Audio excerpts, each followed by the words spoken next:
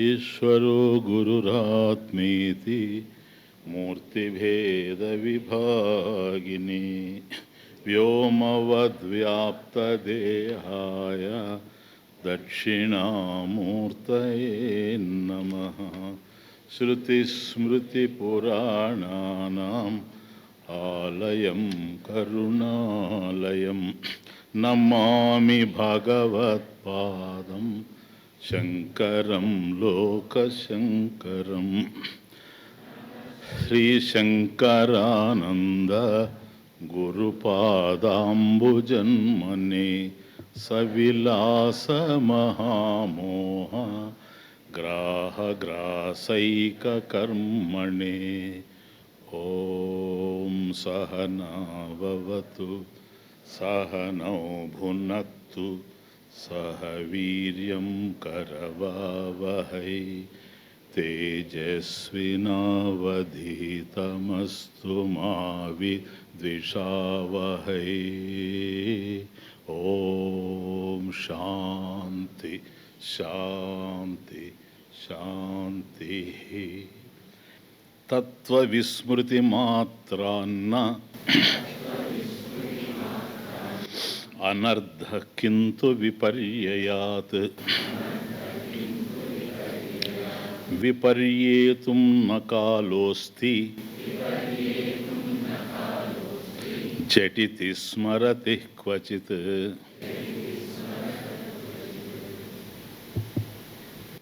శ్రవణ మననాదులు పూర్తి చేసుకొని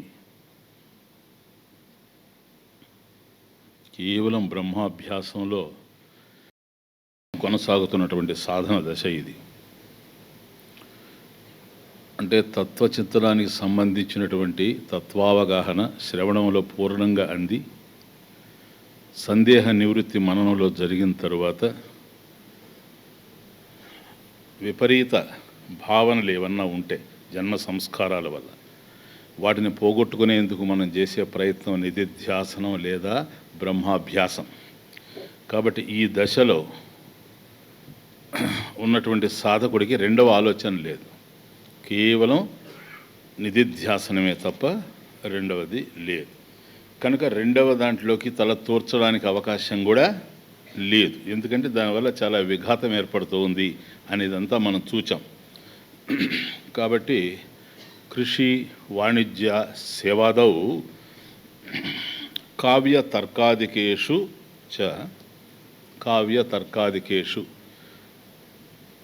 ఇవన్నీ కూడాను అంటే మనం చేసే వ్యవసాయం కానీ వ్యాపారం కానీ సేవా కార్యక్రమాలు కానీ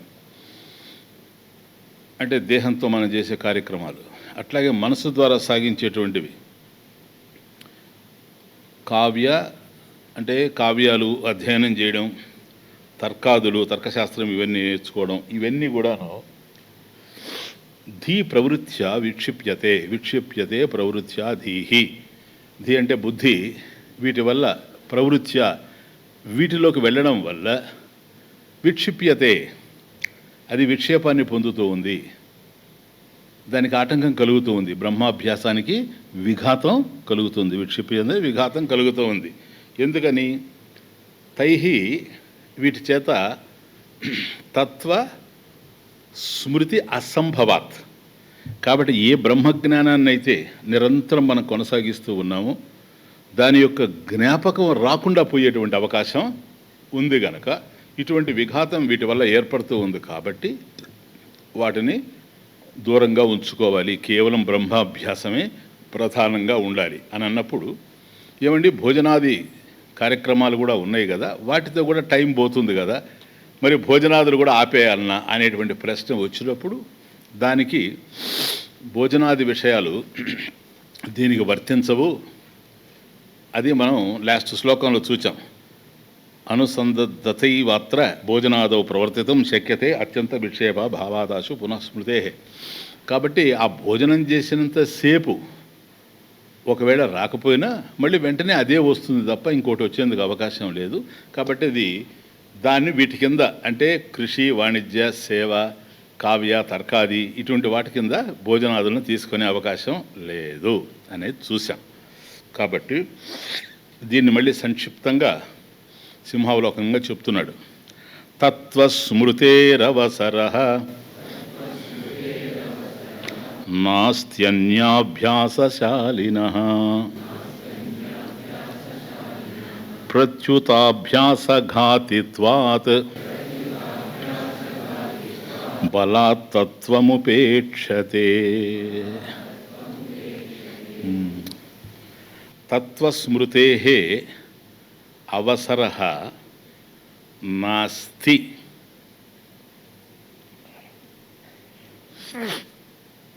అన్య అభ్యాసశాలినః. జాగ్రత్తగా చూసుకో. తత్వస్మృతేః అవసరః నాస్తి అన్యాభ్యాసశాలినః. అన్య అభ్యాసశాలినః ఇది. అన్య అంటే అన్య శాస్త్రాలు, కావ్యతర్కాది శాస్త్రాలు ఏవైతే ఇప్పుడు మనం చూచామో, అన్య అంటే అన్య శాస్త్రాలు అంటే వేదాంతేతర శాస్త్రాలు అని అర్థం. కాబట్టి వేదాంతం కన్నా బ్రహ్మాభ్యాసాన్ని ప్రధానంగా తీసుకున్నటువంటి వేదాంతం కన్నా భిన్నమైనటువంటి శాస్త్రాలు ఏవైతే ఉన్నావో ఇవన్నీ కూడా అన్య శాస్త్రాలు. అభ్యాస వీటిని అభ్యసించేటువంటి, శాలినః స్వభావం కలిగినటువంటి వారికి అది. అన్య అభ్యాసశాలినః వేదాంత శాస్త్రానికన్నా భిన్నంగా అన్య అభ్యాసశాలినః అంటే అన్య శాస్త్రాల్ని, కావ్యతర్కాది శాస్త్రాల్ని అభ్యసించేటువంటి స్వభావం కలిగినటువంటి వారికి. ఫస్ట్ లైన్ తత్వస్మృతేః అవసరః నాస్తి. తత్వస్మృతేః తత్వ ఏమిటి? తత్వం సత్యం. సత్యం ఏమిటి? బ్రహ్మస్వరూపం. కాబట్టి తత్వ ఈ బ్రహ్మస్వరూపం యొక్క స్మృతేః స్మరణ ఏదైతే ఉందో, అంటే బ్రహ్మమునే స్మరిస్తూ ఉండడం అనేటువంటిది నిధిధ్యాస కార్యక్రమం ఏదైతే ఉందో, స్మృతేః స్మరణ అవసరః నాస్తి. దీనికి అవకాశం లేదు. అవసరః అంటే ఇక్కడ నెసెసిటీ అని కాదు, అవకాశః అని అర్థం. అవసరః అంటే అవకాశః అని అర్థం. కాబట్టి ఎవరైతే అన్యశాస్త్రాల్ని, వేదాంత శాస్త్రాన్ని విడిచిపెట్టి అన్యశాస్త్రాల్ని అభ్యసిస్తూ ఉంటారో ఇటువంటి వాళ్ళు బ్రహ్మాభ్యాసాన్ని, కేవలం బ్రహ్మచింతనమనే కొనసాగించేటువంటి పరిస్థితి ఉండదు. ఎందుకని? అటువంటి అవకాశం లేదు. అవసరః తత్వస్మృతేః ఆ తత్వాన్ని, బ్రహ్మస్వరూపం యొక్క తత్వాన్ని మనం స్మృతి తెచ్చుకోవడానికి, జ్ఞాపకం వచ్చేటువంటి అవకాశం లేదు. ఎందుకంటే అన్యశాస్త్రాల్లో ఎప్పుడైతే అభ్యాసం చేస్తూ ఉండాడో వాటి మీదనే తదేకంగా మనసు లగ్నమై ఉంటుంది కనుక ఆ విధంగా మనసు వాటిలో కూరుకుపోయి ఉండేటప్పుడు ఇంత నిగూఢమైనటువంటి శాస్త్రం మీదకి మళ్ళీ వచ్చేటువంటి అవకాశం లేదు. ఒక విధంగా చూస్తే అన్య శాస్త్రాలే కాదు, బ్రహ్మము కన్నా అన్య విషయాలు ఏవైతే ఉన్నాయో వాటిల్లో దేంట్లోకి పోయినా మళ్ళీ తిరిగి దీంట్లో పడడం అనేటువంటిది చాలా కష్టతరంగా ఉంటుంది అని అర్థం. కనుక ప్రత్యుత, థర్డ్ లైన్ ప్రత్యుత. అంతేకాకుండా ప్రత్యుత, నాట్ ఓన్లీ దట్ అని, అంతేకాకుండా అభ్యాసఘాతిత్వాత్. అభ్యాసఘాతిత్వాత్ ఘాతం, విఘాతం అంటే భంగం. ఏదైతే మనం అభ్యాసం చేస్తున్నామో బ్రహ్మాభ్యాసం, దానికి భంగం కలుగుతూ ఉంది కనుక అభ్యాసఘాతిత్వాత్ ప్రత్యుత. అంటే అదే కాకుండా, అంటే కేవలం అన్యశాస్త్రాల్ని, అన్య విషయాల్ని గురించి తదేకంగా చింతనం చేయడం వల్ల బ్రహ్మాభ్యాసము తదేకంగా, నిరాటంకంగా, నిర్విఘ్నంగా కొనసాగేటువంటి అవకాశము లేదు. అంతేకాకుండా అని అర్థం. అంతేకాకుండా మనం చేసేటువంటి బ్రహ్మాభ్యాసానికి కూడాను విఘాతం ఏర్పడేటువంటి పరిస్థితి ఉంది గనక. ఎందుకని ఈ విఘాతం ఏర్పడుతుందండి? బలాత్ తత్వం ఉపేక్ష్యతే. ఫోర్త్ లైన్ బలాత్ అంటే అన్యశాస్త్ర బలాత్, అన్య విషయ బలాత్. కాబట్టి అన్య విషయాలు, వేదాంతం కంటే భిన్నమైనటువంటి శాస్త్రాలు ఏవైతే ఉన్నాయో వాటిలో తగులుకోకపోవడం వల్ల వాటి యొక్క బలం చేత అన్యశాస్త్ర బలాత్ తత్వం ఉపేక్ష్యతే.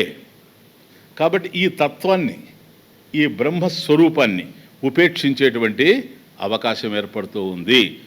అంటే బ్రహ్మతత్వాన్ని స్ఫురణగా తెచ్చుకునే అవకాశం లేదు. ఫస్ట్ పాయింట్ అది. స్మృతికి కలిగేటువంటి అవకాశం లేదు. బ్రహ్మస్వరూపం యొక్క స్మరణ ఏర్పడే అవకాశం లేదు. అంతేకాకుండా మనం ఏదైతే అభ్యాసం చేస్తూ ఉన్నామో, బ్రహ్మాభ్యాసం కొనసాగిస్తూ ఉన్నామో, నిధిధ్యాసన సాగిస్తూ ఉన్నామో, దీనికి కూడా విఘాతం ఏర్పడుతుంది. ఎందుకు విఘాతం ఏర్పడుతుందంటే, ఏవైతే అన్య శాస్త్రాలు ఉన్నాయో, అన్య విషయాలు ఉన్నాయో, బ్రహ్మము కన్నా ఇతరమైనటువంటి విషయాలు ఏవైతే ఉన్నాయో, ఇవి బలవత్తరంగా మనసును ఆ వైపు నుంచి తమ వైపుకు తిప్పుకుంటాయి. బలంగా బై ఫోర్స్ అని అర్థం. కాబట్టి కావ్య నాటక తర్కాది శాస్త్రాభ్యాసశాలిన అన్యా అనాత్మగోచర విషయా, అది ఆత్మ విషయం కాకుండా అనాత్మ విషయ గోచరా, ఏవైతే అనాత్మకు సంబంధించినటువంటి శాస్త్రాలు కనుక ఇవన్నీ కూడాను ఇవి బలంగా మన మనసుని ఆ వైపుకి లాగేస్తాయి అని అర్థం. మన అటెన్షన్ అంతా అవే లాగుతూ ఉంటాయి. కాబట్టి బ్రహ్మాభ్యాసం మీద దృష్టి కేంద్రీకరించేటువంటి అవకాశం ఉండదు. అవసర నాస్తి, అవకాశ నాస్తి ఇది. ఇంతకుముందు చెప్పినట్టుగా భోజనాదం అన్నాడు అనుకోండి. అయ్యా భోజనాల విషయంలో ఈ పరిస్థితి రాదు. ఎందుకని? ఉన్నదే తక్కువ టైము. ఆ తక్కువ టైం అవసరం కనుక భోంచేస్తాడు. ఆ భోజనం చేసేటప్పుడు కూడాను అన్నాన్ని పరబ్రహ్మ స్వరూపంగా చూస్తాడు. బ్రహ్మార్పణం అంటూ భోంచేస్తాడు. అహం వైశ్వానరో భూత్వ, ఇవన్నీ కూడా తన మనసులో ఉన్నవి. ఎందుకని? ఇదంతా శ్రవణంలో జరిగిపోయింది కనుక. అండర్స్టాండ్? శ్రవణంలో గురుముఖత శ్రవణం చేసినప్పుడు ఇదంతా మనకు అందిపోయింది కనుక అవి మననంకి వస్తూ ఉంటాయి. భోజనాది విషయాలందు కూడాను భోజనం అయిపోయిన తర్వాత అది తక్షణ కర్తవ్యం కనుక. It is not a choice. నువ్వు సినిమాకు పోవడం అనేది చాయిస్, భోంచేయడం అనేది చాయిస్ కాదు. It is a necessity. నువ్వు భోంచేస్తేనే బ్రతుకుతావు, లేకపోతే బ్రతికే అవకాశం లేదు. అది కూడా ఎక్స్ప్లెయిన్ చేస్తాడు. కనుక భోంచేస్తాం, వెంటనే మళ్ళీ బ్రహ్మాభ్యాసం ప్రారంభమైపోతుంది. Please understand. ఒకవేళ అది కూడా విఘాతం కల్పిస్తూ ఉంది అని అనుకుంటే శారీరకంగా కల్పిస్తాం. బాగా అర్థం చేసుకోండి. అదొకటి చాలా ఇంపార్టెంట్ పాయింట్. నాకు ఎందుకో టచ్ అవుతాం.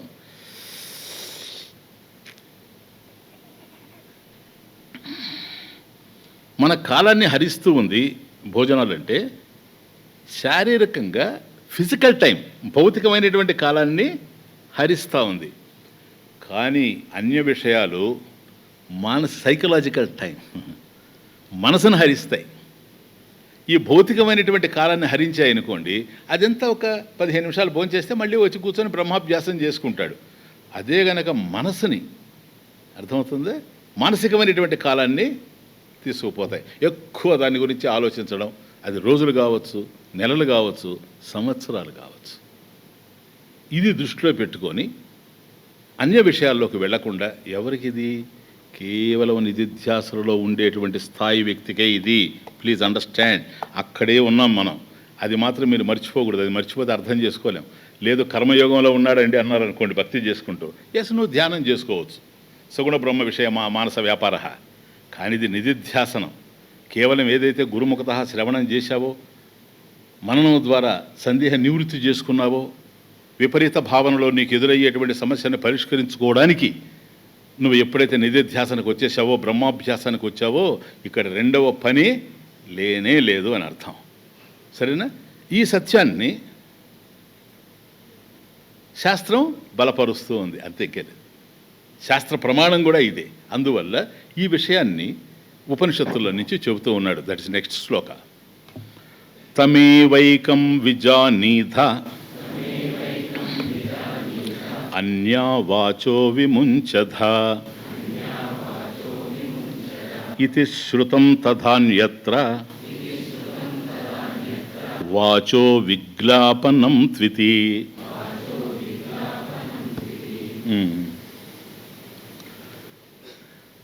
వెరీ బ్యూటిఫుల్ మంత్ర.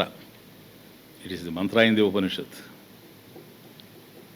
2 ఉపనిషత్తుల్లో ఉండేటువంటి 2 మంత్రాల్లో నుంచి ఒక శ్లోకాన్ని తయారు చేశాడు. బ్యూటీ. తమే వైకం విజానీథ. బాగా అర్థం చేసుకోండి.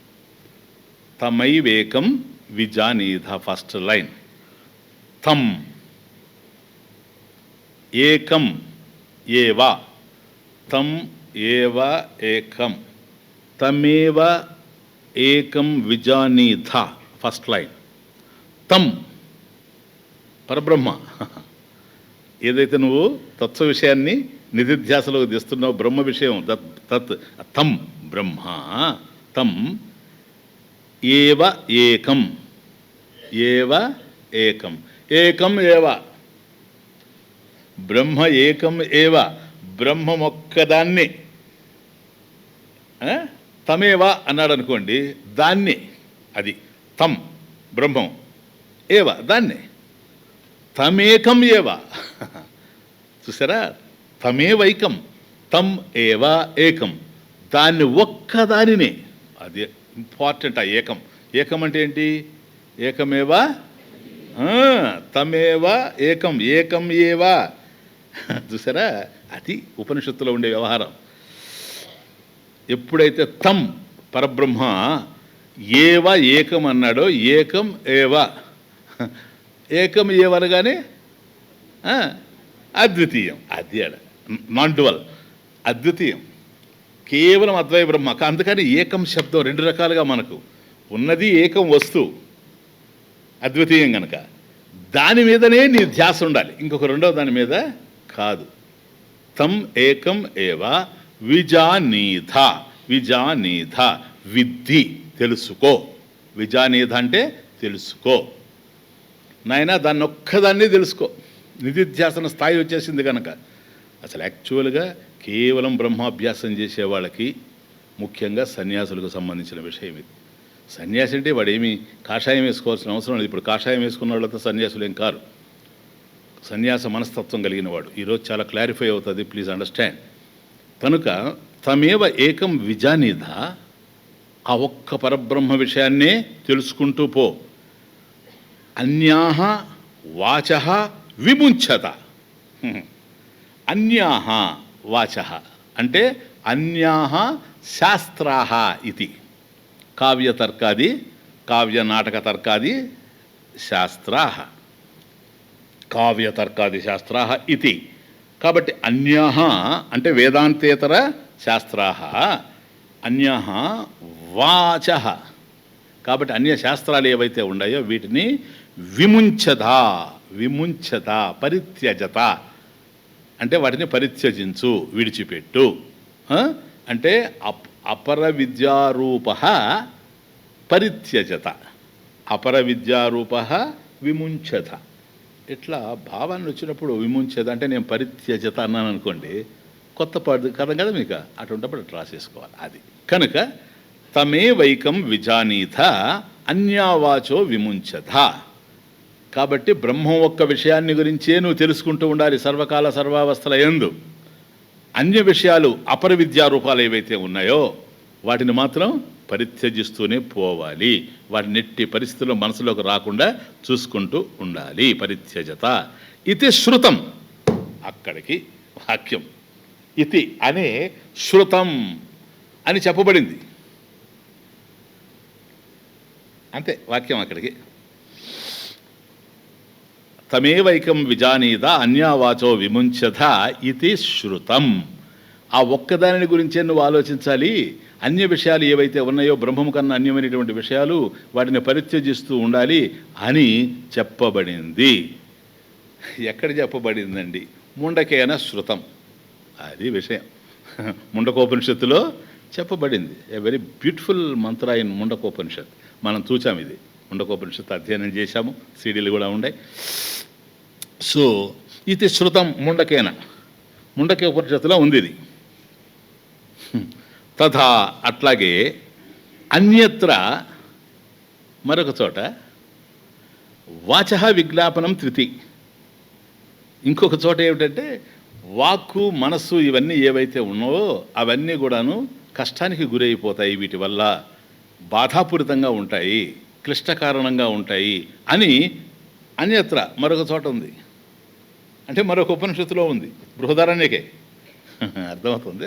కాబట్టి ముండక బృహదారణ్యక రెండిట్లో ఉండేటువంటి రెండు విషయాలను తీసుకొని వచ్చి శాస్త్ర ప్రమాణంతో ఈ సత్యాన్ని సపోర్ట్ చేస్తూ ఉన్నాడు. ఇంకేం లేదు.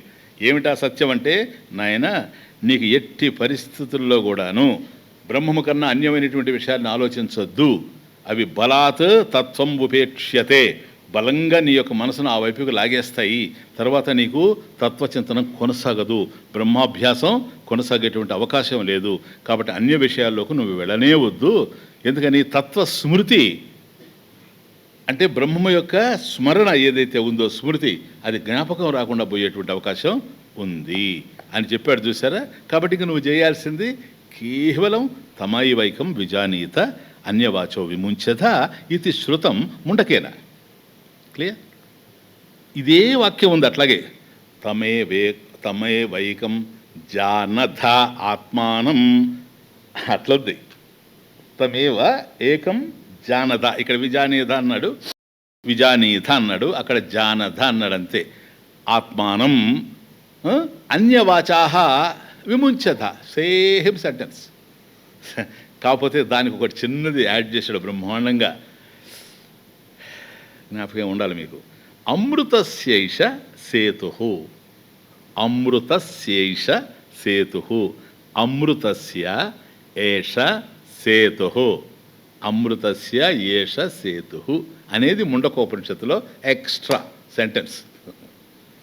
కాబట్టి తమైవైకం విజానీత, తం ఏకం ఏవ విజానీత. అయ్యా, దాన్ని ఒక్కదాన్ని నువ్వు బ్రహ్మం ఒక్కదాన్ని తెలుసుకోవాలి.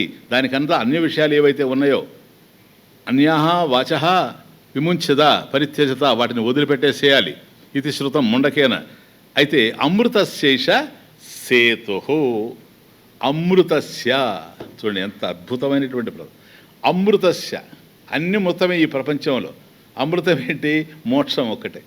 అది అక్కడ అమృతస్య అంటే మోక్షస్య ప్రాప్తయే. అది అమృతస్య ఏషః తదాత్మజ్ఞానం, బ్రహ్మజ్ఞానం ఏదైతే ఉందో ఏషః, ఈ బ్రహ్మజ్ఞానం మోక్షప్రాప్తయే సేతు, అమృతస్యైష సేతు, అమృతస్య ఏష సేతు, అమృతస్య మోక్షప్రాప్తయే ఏషః తదాత్మజ్ఞానం బ్రహ్మజ్ఞానం సేతు, సేతు ఇవ సేతు. అది శాస్త్ర పదజాలం ఇది. సేతు అంటే వారధి. ఇక్కడ వారధేదే వారధి లాంటి వారధి. సేతు ఇవ సేతు, ముండక భాష్యం, శంకర భాష్యం అది. సేతు ఇవ సేతు. ఎందుకు అలా అంటున్నాడో తెలుసా? సేతు ఎందుకు, అసలు వారధి ఎందుకు నీకు? ఆ వైపుకు తీరానికి చేరడానికి. అట్లాగే నిన్ను తీరాన్ని చేర్చేది అని అర్థం. ఆత్మజ్ఞానం బ్రహ్మజ్ఞానం ఏదైతే ఉందో ఇది నీకు మోక్ష తీరాన్ని చేరుస్తుంది అని అర్థం. అర్థమవుతుంది? సంసార మహోదదేహే ఉత్తారణ హేతుత్వాత్ ఇత్యర్థ.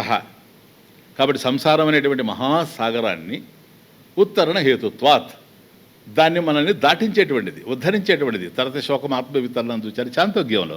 ఆ విధంగా ఎవడైతే ఈ సంసార సాగరాన్ని దాటేస్తాడో వాడు శోక సముద్రాన్ని దాటినవాడు అవుతూ ఉన్నాడు కనుక అమృతస్యైష సేతు అని ముండకన్నది. అమృతస్య ఏష సేతు. ఓకే, అందువల్ల మీకు జ్ఞాపకం ఉందో లేదో, తమేవ విదిత్వా అతి మృత్యుమేతి నాణ్య పంద విద్యతే అయనాయ. ఎక్కడొచ్చింది ఇది? శ్వేతాశ్వతరోపనిషత్తు అన్నీ 60 ఉపన్యాసాలు చెప్పాం కదా దాని మీద. శ్వేతాశ్వతరలో వచ్చింది చూచారా? నేను చెప్పాను ఇది చాలా ఇంపార్టెంట్ అని. తం ఏవ విదిత్వ అతి మృత్యుమేతి, విదిత్వ జ్ఞాత్వ. ఇది ఎవడైతే తెలుసుకుంటాడో ఈ ఆత్మజ్ఞానాన్ని వాడు మృత్యువును దాటిపోతూ ఉండాడు. అతి మృత్యుమేతి నాణ్య పంద విద్యతే అయనాయ. దీనికి మరొక మార్గమే లేదు, మరొక మార్గం ఉండేందుకు అవకాశమే లేదు. జ్ఞానమేవ సాధనం.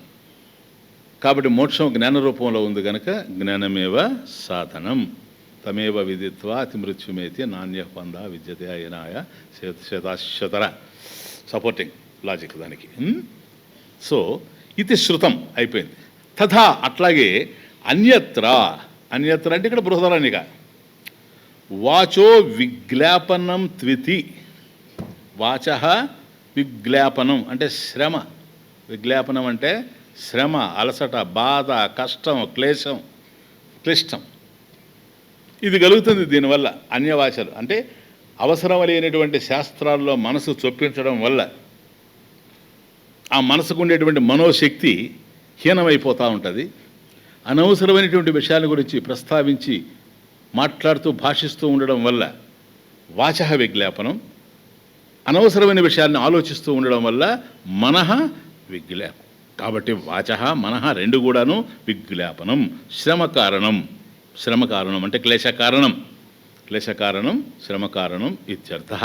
ఇది బృహదారణ్యకంలో ఉంది. ఇప్పుడైనా కొత్తగా వినడం మీరు ఇది. ఇదే అధ్యాయంలో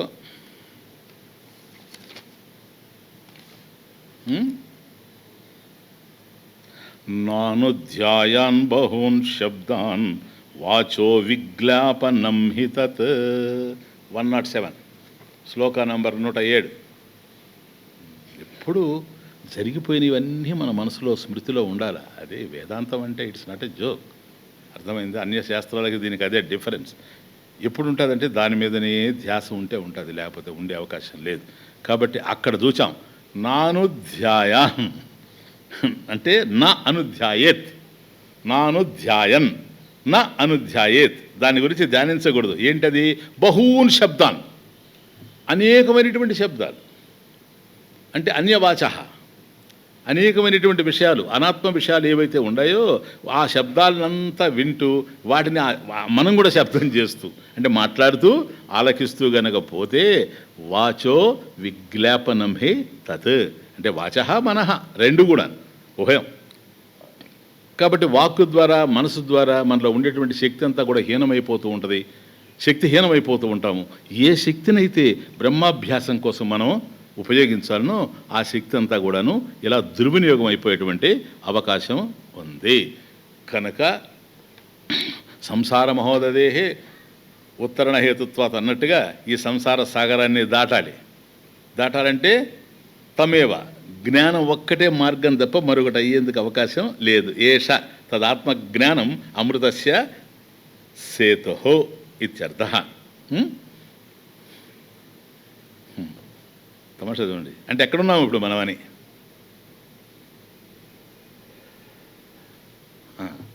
ఆత్మజ్ఞానం సాధనంగా కనపడతా ఉంది. జ్ఞానమేవ సాధనం. చేరాల్సిందేమో మోక్షమై ఉంది. అది మోక్షం అనేటువంటిది ఇక్కడ అమృత స్వరూపం. అమృతస్యైష సేతు. ఆ పదం చూడండి ఎంత ఉందో. అమృతస్య ఏష సేతు. ఏష అనేది ఆత్మజ్ఞానం, ఇది సాధనం ఇప్పుడు మనకు. అమృతస్య తీరానికి. ఏంటి ఆ తీరం? అమృత తీరం. అమృత తీరం ఏంటి? మోక్ష తీరం. కాబట్టి అమృతస్య మోక్షస్య ఏష తదాత్మజ్ఞానం సేతు వారధి. అంటే ఇప్పుడు ఎక్కడున్నామని మనం? మహోదదే సంసారం అనేటువంటి సాగరంలో ఉన్నాం. అది బ్యూటీ.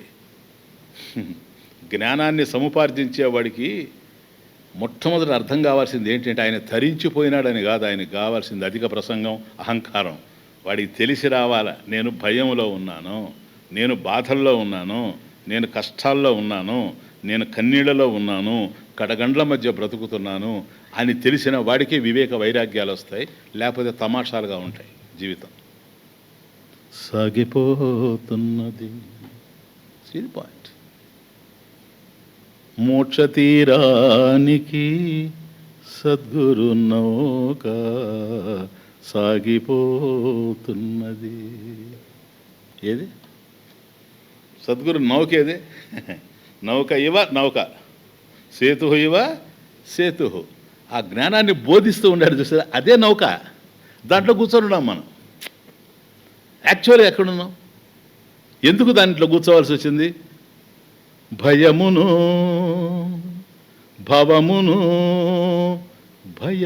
భవమును తొలగించు నౌక సాగిపోతున్నది. కాబట్టి భయంకరమైనటువంటి కెరటాల మధ్య, తిమింగళాల మధ్య, ఒడిదుడుకుల మధ్య, గాలివానల మధ్య, అటువంటి సుడిగుండాల మధ్య పోతా ఉన్నాం. ఇది భయం. ఏ క్షణాన మునిగిపోతామనేటువంటి భయం.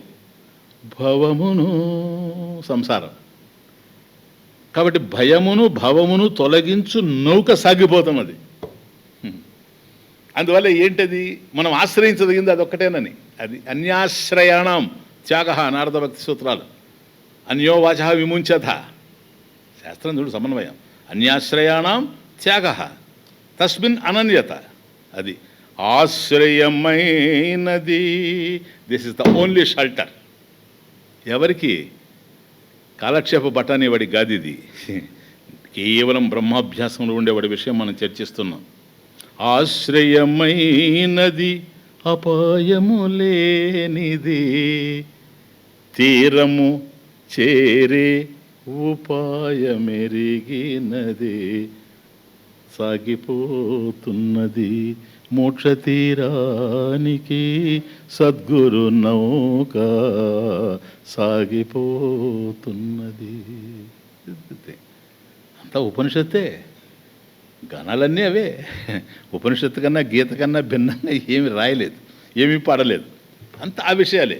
కాకపోతే ఆ విషయాల్లో అంటే కొద్ది సంగీతం దాని మీద కాస్త ప్రేమ ఉండేవాళ్ళు అనుకోండి, అటు అధ్యయనం చేస్తారు. కాబట్టి ఏ విధంగా అయినా సరే తస్మాత్ కేనాప్యుపాయన మనః కృష్ణో నివేశయేత్, ఏదో ఒక ఉపాయంలో మనసును తీసుకొచ్చి భగవంతుని యొక్క పాదాల దగ్గర పడేసి ఉండడమే ప్రధానమైనటువంటి విషయం. కనుక అన్య విషయాల్లో కనుక పోయినట్లయితే వాచో విజ్ఞాపనం తు ఇతి అని బృహదారణ్యకం చెబుతూ ఉంది. అటు బృహదారణ్యకం చెబుతూ ఉంది, ఇటు ముండక చెబుతూ ఉంది. కనుక ఇవి ప్రమాణంగా మనకు తెలుస్తూ ఉన్నాయి. అంటే నిజమేనండి, నేనేం కాదనడం లేదు. పోనీ నా తర్కానికి కూడా కొద్ది విలువ ఇవ్వచ్చు కదా. ఏం తర్కమయ్యా నీది అంటే బ్రహ్మాభ్యాసమే అంటున్నారు కదా. అవును, నేను అదే చెప్తున్నా. భోజనంది కూడా టైం వేస్ట్ కదా. మళ్ళీ అక్కడే ఉన్నాడు వాడు.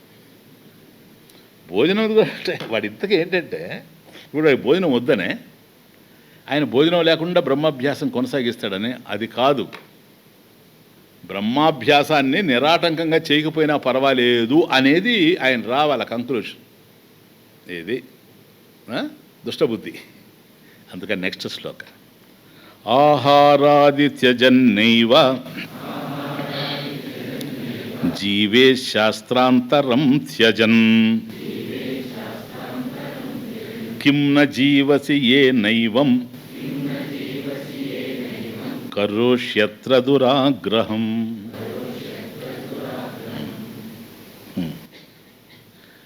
జాగ్రత్తగానే నేను సంధి.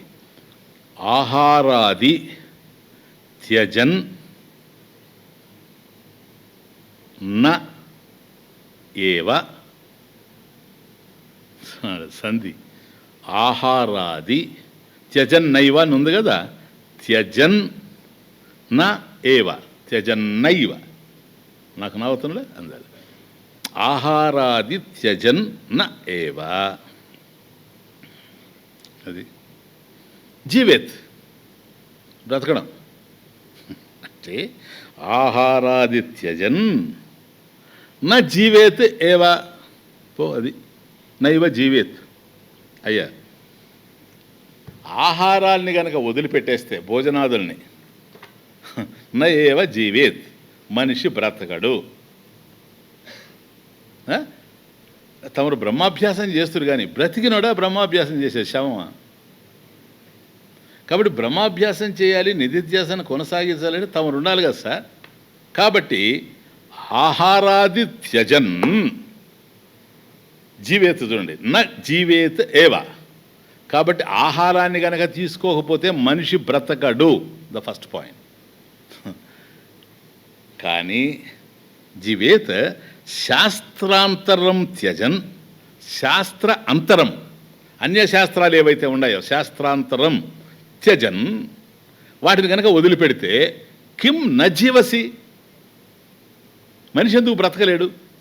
ఇప్పుడు కావ్యం వదిలిపెడితే బతకలేడా? తర్కం వదిలిపెడితే బతకలేడా? టీవీ వదిలిపెడితే బతకలేడా? సినిమా వదిలిపెడితే బ్రతకలేడా? రాజకీయాలను వదిలిపెడితే బ్రతకలేడా? ఏని సార్ ఇదంతా? ఇప్పుడు నీ గొడవంతా ఏంటంటే భోజనానికి టైం పోతుంది కదా, దానికి టైం పోతుంది కదా, అందుకని నా కావ్య తర్కాది విషయాలకు కూడా టైం పోయినా పర్వాలేదు అనేదే కదా నీ భావన. అర్థమవుతుంది. కనుక భోజనం కనుక తీసుకోకపోతే మనిషి బ్రతకడు. కానీ శాస్త్రాలు, అన్య శాస్త్రాలు ఏవైతే ఉన్నావో వాటిని విడిచిపెట్టినంత మాత్రం మనిషి బ్రతకకుండా పోయేది ఏం లేదు. కిం నజీవసి, ఎందుకు బ్రతకడు మనిషి? ఏనా ఏవం అత్ర దురాగ్రహం కరోషి. బ్యూటిఫుల్. అట్లాంటప్పుడు ఈయన ఏవం దురాగ్రహం అత్ర అత్ర ఈ విషయంలో అత్ర దురాగ్రహం. ఇక్కడ దురాగ్రహం అంటే పట్టుదల, అంటే వాడి పట్టుదల ఉంది కదా. ఇప్పుడు కావ్య తర్క వాటిల్లో కూడాను టైం స్పేర్ చేయొచ్చు అని ఉంది కదా. దురాగ్రహం ఆ పట్టుదల కరోషి. ఆ పట్టుదల చేస్తున్నవే దేనికి నీకు దీంట్లో పట్టుదల, దేనికోసం చెప్పు అంటే ఆహారం కనుక తీసుకోకపోతే మనిషి బ్రతకడు. కానీ ఈ శాస్త్రాలు వదిలిపెడితే మనిషి జీవితానికి వచ్చే నష్టం ఏమీ లేదు అని తెలిసి కూడాను నువ్వు ఎందుకు దీని మీద పట్టుదల పడుతున్నావు, కారణం ఏంటి అని. అంటే ఏ వర్క్లో మనం ఉన్నా ఇక మీ ప్రాక్టికల్గా చెప్తా. అంటే అవన్నీ కూడా ఆయా సందర్భాల్లో అనుకుంటూ ఉంటారు కానీ వాటిని అన్వయించుకోవడం తెలియదు. మీరు ఎప్పుడైనా చూడండి, నాతో ఎవరు ఏది మాట్లాడుతూ ఉండినా దాన్ని తీసుకెళ్ళి నేను వేదాంతాన్ని ముడిపెట్టి చెప్తా ఉంటానే. స్వామీజీ తమాషా ప్రతిదాన్ని దాన్ని దిప్పుతాడు. తమాషా కాదు అది, that is oxygen to me. అది ఇంకేం అర్థమవుతుంది. అది లేకపోతే బ్రతకలేము, దాని మీదనే ధ్యాస. కాబట్టి వాళ్ళు ఏదో అంటూ వచ్చిన ఇప్పుడు సంబ సదా శివ వస్తూ ఉండదు కదా. మొన్న మనవాళ్ళు అడిగారు, స్వామిజీ మీరు అప్పుడు చెప్పారు జ్ఞాపకం ఉందని. జ్ఞాపకం ఉందిలే, నాకెందుకు ఉండదు, నేనే కదా మీకు చెప్పింది, నా జ్ఞాపకం చేస్తారేంటని. ధవళేశ్వరం ఆశ్రమంలో వడ్డిస్తున్నారు ఒకరోజు. బాగా చాలా జనం కూర్చొని ఉన్నారు, పంక్తి, నేను మధ్యలో తిరుగుతున్నాను, అందరూ వడ్డిస్తున్నారు. ఒక్కసారి వడ్డించేసిన తర్వాత అన్ని పదార్థాలన్నీ తర్వాత ఒక పద్ధతి ఉంటుంది, మళ్ళీ ఎవరికన్నా కూర కావాలేమో, సాంబార్ కావాలేమో, పచ్చడి కావాలేమో అనుకొని వస్తారు కదా మళ్ళీ సెకండ్ టైం సర్వింగ్. అప్పుడు సాంబార్ సాంబార్ సాంబార్ సాంబార్, చట్నీ చట్నీ చట్నీ చట్నీ అని పోతూ ఉంటారు. నా ముందు ఒక అతను పోతున్నాడు, సాంబార్ సాంబార్ సాంబార్ వద్దండి, సాంబార్ వద్దండి, సాంబార్ వద్దండి, మజ్జిగ కావాలి. ఎందుకంటే వాళ్ళు తినేశారు. సాంబార్ సాంబార్. నేను పిలిచి ఇట్లా అని అందరూ ఒకసారి నన్ను చూశారు. స్వామీజీ ఎందుకు కోపడుతున్నాడు అంటే, కోపం కాదు, అందరూ అటెన్షన్ లాగడానికి. అప్పుడు నేను అన్నా, ఏంటి మళ్ళీ అన్నా, నువ్వు అన్నదేంటి, సాంబార్ సాంబార్ నమ్మాయి ఇటీ అన్నా. నేను తీసుకున్నది స్టీల్ బకెట్. అలా సాంబా సాంబా సాంబా సాంబా సాంబా సాంబా. నేను ఆ మాట అన్నా, నా తర్వాత అందరూ సాంబార్ కావాలని. ఎందుకంటే నేను అన్నా, బార్ ఎందుకయ్యా మనకు, తీసే బార్ని, సాంబా సాంబా సాంబా సా. కాబట్టి అంటే మనం వడ్డించేటప్పుడు కూడా పరమేశ్వరుడే మనసులో ఉండాలి. సాంబా సాంబా సాంబా. వినేవాడికి సాంబార్ అని వినపడుతుంది, రసం వినపడుతుంది, మజ్జిగ వినపడుతుంది, బటర్ మిల్క్ అంటాడనా. సాంబా సాంబా సాంబా సాంబా ఆర్ సైలెంట్. అంటే ఎప్పుడు కూడా ప్రతి విషయంలో అది ఏదో మనం చలోక్తి కోసమో చమత్కారం కోసమో ఇంకొక దానికోసమో కాదు, భావన. ఎప్పుడు ఏ పని చేస్తున్నప్పటికి కూడా దాంట్లో బ్రహ్మభావనే ప్రధానంగా ఉంటూ ఉండాలి అనేది. అందువల్ల ఎవరేం మాట్లాడుతున్నా. కాబట్టి ఇక భోజనాలు వదిలిపెట్టవా బాబు, సరేనా. మా ఉద్దేశం ఏంటంటే సర్వకాల సర్వావస్థల యందు బ్రహ్మాభ్యాసం చేసేటువంటి వాడు అంటే నిధిధ్యాసన స్టేజ్ ఇది. ఇదేం పిలచాసలు కాదు, ఇది నిధిధ్యాసన. నిధిధ్యాసనకి శ్రవణ మననాదులు అయిపోయి వచ్చాడు అని అంటే కేవలం విపరీత భావన నివృత్తి అర్థం, అంతే, ఇంకేమీ లేదు. అటువంటి వాడికి ప్రాపంచిక విషయాల్లో ఏ విషయం మీద రుచి ఉండేటువంటి అవకాశం ఉండదు. అప్పుడే బ్రహ్మాభ్యాసం కొనసాగుతుంది, అప్పుడే నిధిధ్యాసనం కొనసాగుతుంది. ఇక్కడ నన్ను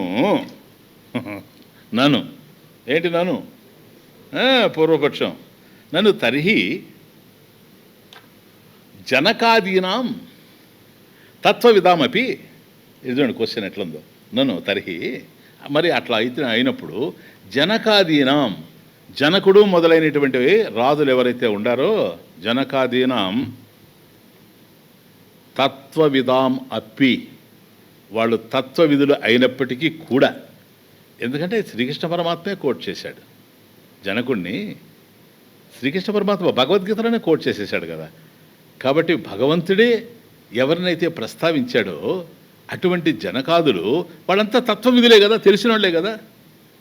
తత్వవిదాం అపి అయినప్పటికీ కూడా కథం రాజ్య పరిపాలనాదౌ కథం రాజ్య పరిపాలనాదౌ ప్రవృత్తి స్యాత్.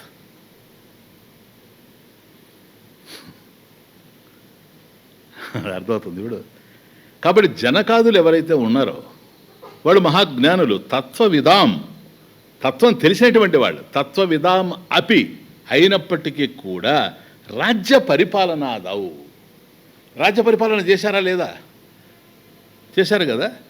ఆ విషయంలో కథం ప్రవృత్తి స్యాత్, వాళ్ళు ఎట్లా చేయగలిగారు? తత్వవిధులు కదా వాళ్ళు, వాళ్ళు చేశారు. ఈ క్వశ్చన్ అంతా అదే మళ్ళీ. కాబట్టి జనకాదులు, జనక మహర్షి వీళ్ళంతా కూడాను తత్వవిధులై జ్ఞానులై ఉన్నప్పటికీ కూడా ఆయన రాజ్య పరిపాలన చేశాడు.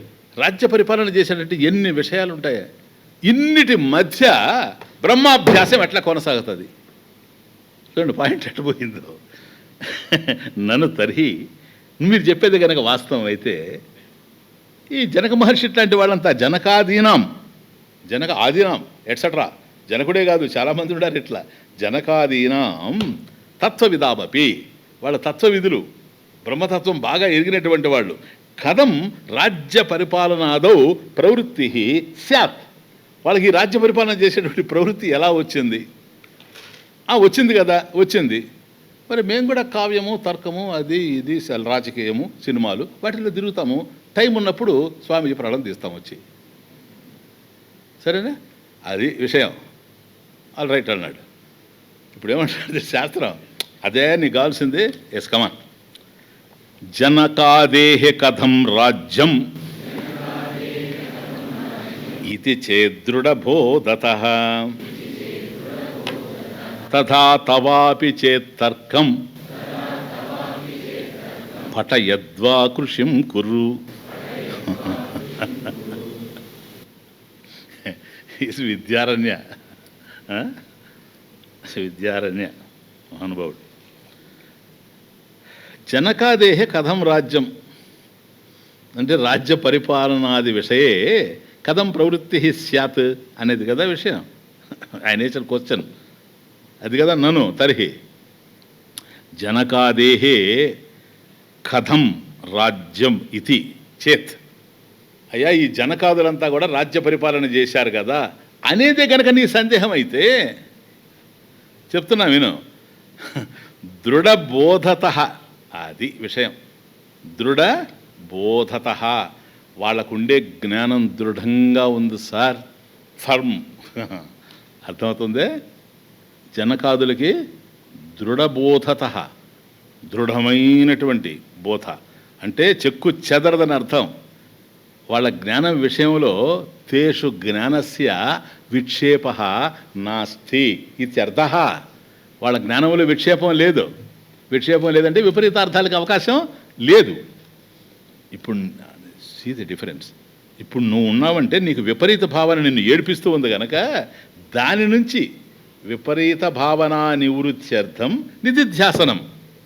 కానీ వాళ్ళకి విపరీత భావనే లేదు, వాళ్ళ జ్ఞానం విషయంలో విక్షేపం లేదు, విపరీత భావన లేదు. ఎవరికి? జనకాదులకి. కాబట్టి జనకాదేహే కథం రాజ్యం ఇది చేత్ దృఢబోధత,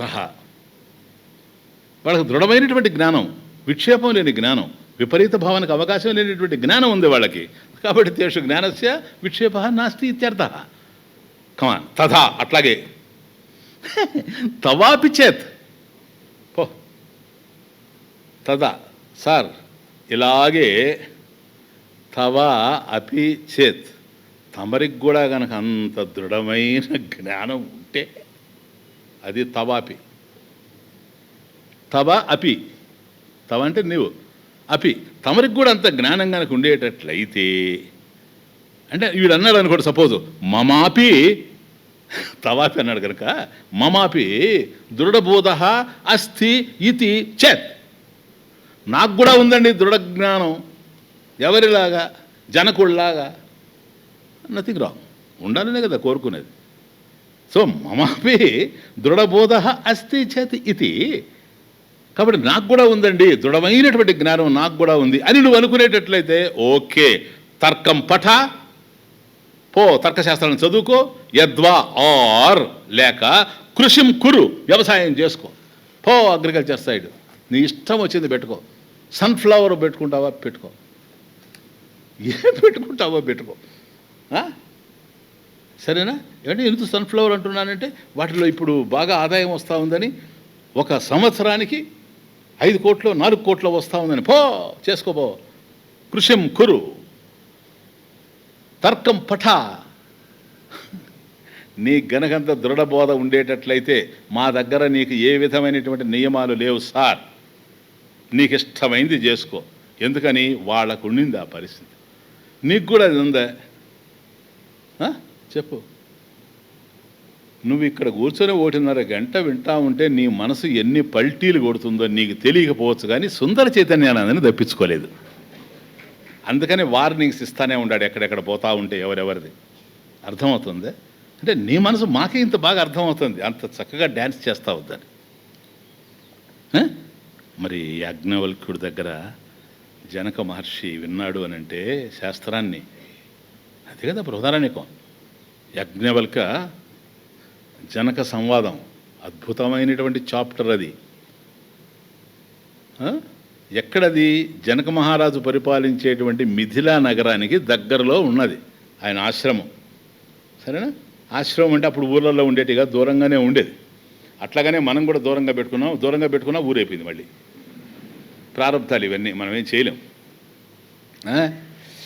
సో అక్కడ యాజ్ఞవల్క మహర్షి కూర్చొని చెబుతూ ఉంటే ఆయన ఆశ్రమం దగ్గరికి వెళ్ళి చూడండి, ఒక 10 మైళ్ళు ఆ రోజుల్లో, 10 మైళ్ళు అంటే 15-18 కిలోమీటర్ల మధ్య అక్కడికి నడిచిపోయి అక్కడ ఉండేటువంటి శిష్యులతో పాటుగా రాజు అయినటువంటి జనకుడు, మిథిలా నగరాన్ని పరిపాలిస్తుండేటువంటి జనక మహారాజు అక్కడికి వెళ్ళి ఆయన దగ్గర కూర్చొని గురుముఖత శాస్త్రాన్ని అధ్యయనం చేస్తూ ఉండేవాడు.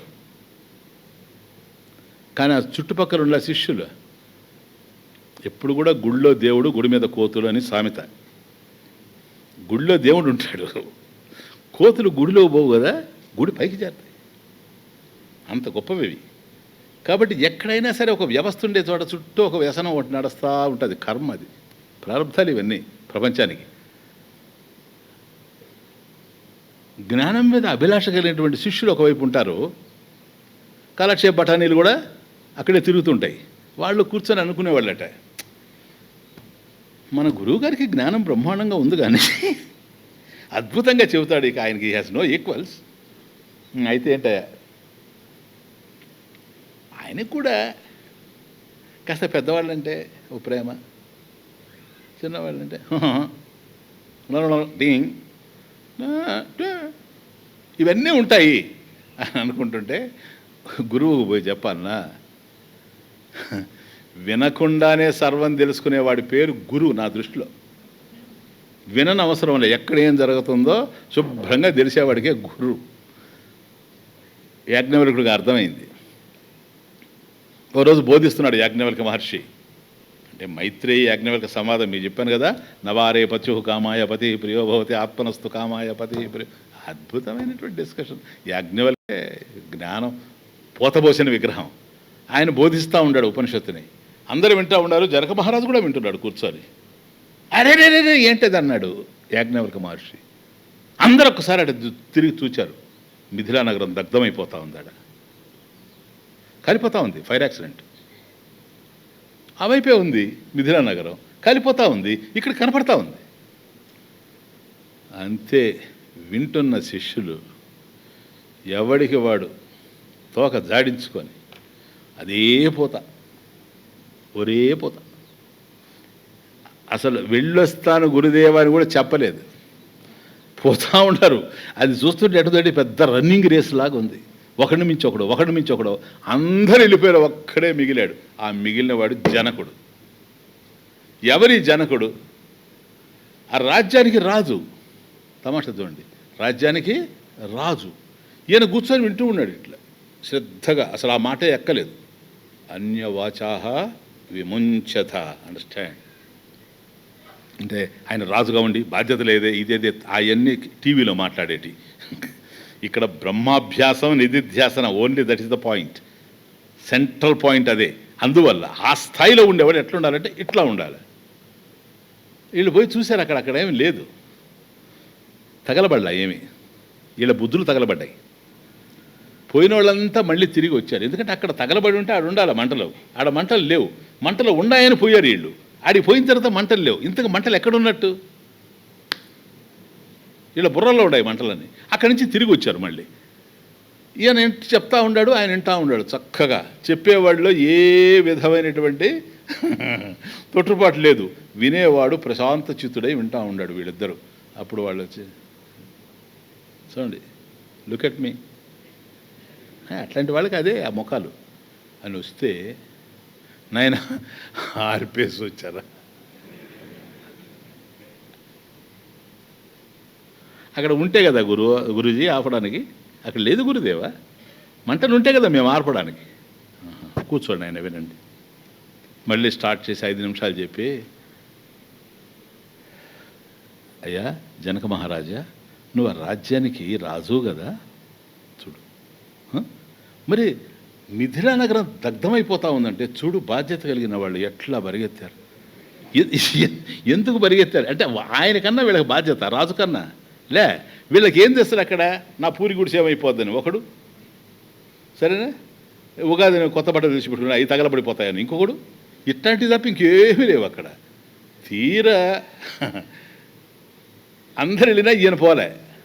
అప్పుడు అడిగాడు, మరి మిథిలా నగరం ఆ విధంగా దహించుకుపోతూ ఉంటే జనక మహారాజా నువ్వెందుకు వెళ్ళలేదు నాయన, నువ్వు వెళ్ళాలి కదా అంటే, అప్పుడు అంటాడు యాజ్ఞవల్కుడితో, గురుదేవా మీకు తెలియకనా, ఇది నిధిధ్యాసనం కదా, బ్రహ్మాభ్యాసం కదా, ఎన్ని జన్మల్లో చేసుకున్న భాగ్యము, మీరు మా గురువులుగా లభ్యమయ్యారు కదా, మీ వాక్యానికి ఎంత అమూల్యమైన వాక్యాలు, ఎంత విలువైనటువంటి పదాలు, ఒక అక్షరానికి మేము వెలగట్టగలమా?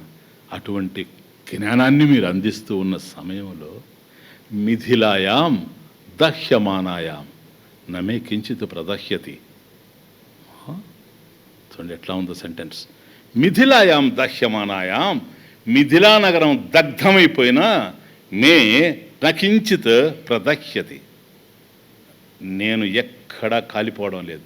మిథిలా నగరం కాలిపోయినా నేను కాలిపోయేవాడిని కాదు. ఎక్కడుందో చూడండి మైండ్. అండర్స్టాండ్? మళ్ళీ దిగజారద్దు. ఏది, ఆయన రాజు కదా, ఆయనకి బాధ్యత లేదా, దరిద్రం అది వద్దు. బ్రహ్మాభ్యాసంలో మనిషి ఎట్లా ఉండాలనేది ఇంపార్టెంట్. మిథిలాయాం దహ్యమానాయాం నమే కించిత్ ప్రదహ్యతి, మిథిలా నగరం పోతూ ఉండినా కూడాను దగ్ధమైపోయినా నేనేమీ పోవడం లేదు అనేది అర్థమైంది. అతనికి అర్థమైంది ఏంటంటే, ఏం పోతా ఉంది ఈ ప్రపంచంలో చెప్పండి, పోయేదేంటి? ఉన్నది పోదు, లేనిది పోయే సమస్య లేదు. అండర్స్టాండ్? ఏం తెలిసి నువ్వు పరిగెత్తున్నావు? ఏం తెలియక ఇక్కడ ఉన్నాడు? ఏది తెలియదు లోకంలో ఎవరూ మిగలరు, ఏది తెలియదు లోకంలో ఎవరూ మిగలదు, ఉండేదెవరో పోయేదెప్పుడో, ఉండేదెవరో పోయేదెప్పుడో, ఏది తెలియదు లోకంలో ఎవరూ మిగలరు.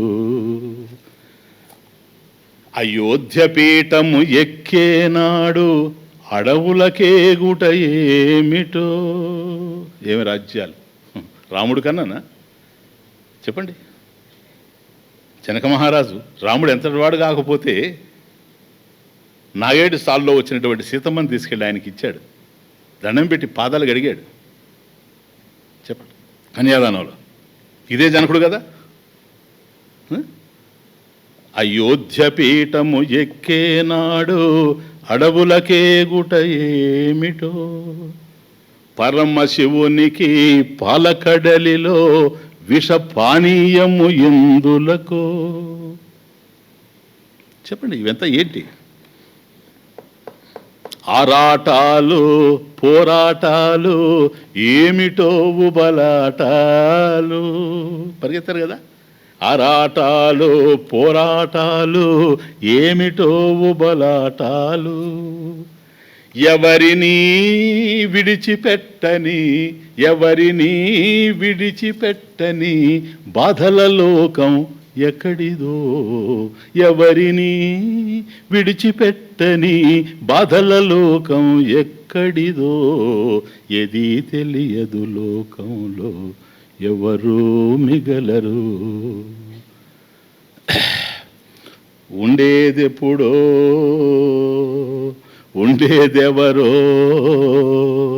పోయేదెప్పుడో, ఏదీ తెలియదు లోకంలో ఎవరూ మిగలరు. సపోజ్ ఇక్కడి నుంచి లేచి అక్కడ యాక్సిడెంట్ జరిగిందని పరిగెత్తాడనుకోండి జనక మహారాజు, అక్కడ ఉండే వాళ్ళని సేవ్ చేయాలని. మధ్యలో ఈయనే ప్రాణం పోతే స్వామీజీ ఎట్లయితే బ్రతకగలమా? చావు బ్రతుకుల గురించి నేను మాట్లాడను, కానీ ఎట్లయితేనే ఆధ్యాత్మికంగా బ్రతకగలం నిధిధ్యాసన స్టేజ్లో. కాబట్టి ప్రతి క్షణం నాతి దూరే నృణాం మృత్యు, అతి దూరే మృత్యు నాతి నా అతి దూరే నృణాం మనుష్యాణం మృత్యు. శంకర నాతి దూరే నృణాం మృత్యు ఇది వేదాంత డిండిమహ. ఇది వేదాంత భేరీ నినాదం. ఎంతో దూరంలో మనిషికి లేదు చావు. చిన్నవాళ్ళు పోతూ ఉన్నారు, ఆరోగ్యంగా ఉన్నవాళ్ళు పోతూ ఉన్నారు, ఆస్తులున్న వాళ్ళు పోతూ ఉన్నారు.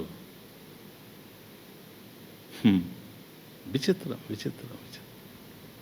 అటువంటి పరిస్థితుల్లో మోక్ష తీరాన్ని చేరడానికి అమృతస్య ఏష సేతు. ఇప్పుడు దొరికినటువంటి సమయంలో ఇవన్నీ చూశాడనుకోండి, నిధిధ్యాసన స్టేజ్లో ఉండేటువంటి స్టూడెంట్ కాదని అర్థం. అందువల్ల ఒక్కటి మీకు జ్ఞాపకం వస్తుంది, చెబుతున్న ఒక వాక్యం, సన్యస్య శ్రవణం కుర్యాత్. జ్ఞాపకం ఉందే లేదా? ఎన్ని వేల సార్లు చెప్పుంటాను ఇక్కడ. శ్రవణ మనన నిధిధ్యాసంలో శ్రవణం ఎప్పుడు చేయాలి? సన్యస్య శ్రవణం కుర్యాత్. లేదా కర్మయోగంలో ఉండు, భక్తి చేసుకో, మరొకటి చేసుకో. అది జ్ఞానయోగేన సాంఖ్యానాం కర్మయోగేన యోగినాం. నువ్వు కర్మ మార్గంలో వెళతావా, భక్తి మార్గంలో, గో హెడ్, నీకు ఇవన్నీ ఏం అవసరం లేదు, చేసుకో. లేదు జ్ఞాన మార్గమేనంటావా, సాంఖ్యానాం సన్యాసినాం అంటే కాషాయ వస్త్రం కట్టుకున్నవాడు కావచ్చు, సన్యాసి మనస్తత్వం ఉండేవాడు కావచ్చు. ఏం సుఖబ్రహ్మ ఏం కాషాయం కట్టుకొని తిరగలేదు, కానీ జ్ఞాన మార్గంలో చరించాడు. జనకుడు కాషాయం కట్టుకోలేదు, కానీ జ్ఞాన మార్గంలో చరించాడు. కృష్ణుడు కాషాయం కట్టుకోలేదు. చూడండి అందరూ జ్ఞానులు, మహాజ్ఞానులు, గృహస్థులు. పైగా యాజ్ఞవల్కుడు గృహస్థ. అర్థమవుతుంది అంటే కారణం ఏంటి? మనసులో మరొక ఉండడానికి అవకాశం లేదు. అన్యావాచ విముంచత పరిత్యజత తమేవ ఏకం విజానీత. అది విషయం ఇంకేం లేదు. కాబట్టి జనకాదులు చేశారంటే ఇది కారణం. సన్యస్య శ్రవణం కుర్యాత్. కాబట్టి శ్రవణం చేసేటప్పుడు సన్యస్య సమ్యక్ న్యాస ఇది సన్యాస. న్యాస అంటే విడిచిపెట్టడం. సన్యాసం అంటే సమ్యక్ న్యాస, చక్కగా విడిచిపెట్టడం. అంటే ఏంటి? ఏ విషయాల మీద మనసు లేకుండా ఫ్రీ చేసుకొని గురువు బోధించేటువంటి విషయాన్ని ఎవడైతే అర్థం చేసుకుంటాడో వాడికి నిలుస్తుంది అని అర్థం. అక్కడ సన్యాసి శబ్దం ఇప్పుడు అర్థమైందా మీరు? For your information. కాబట్టి సన్యాసి అనేవాడు అంటే సన్యాసి బట్ట ధరించిన తరువాత వాడు ఇంకొక పని చేయడానికి అవకాశం లేదు, శ్రవణం తప్ప. లేదు వాడు ధరించిపోయి ఉంటే బోధ. వాడన్నా జ్ఞానాన్ని గ్రహిస్తూ ఉండాలి, వివిధిషా సన్యాసి. లేదా జ్ఞానం కలిగిందనుకోండి విద్వత్ సన్యాసి, ఇతరులకు బోధించాలి. వివిధిషా సన్యాసి తను నేర్చుకుంటూ కూడా ఇతరులకు బోధించవచ్చు. శ్రోత్రియుడిగా ఉండి కూడా బోధించే అవకాశం ఉంది.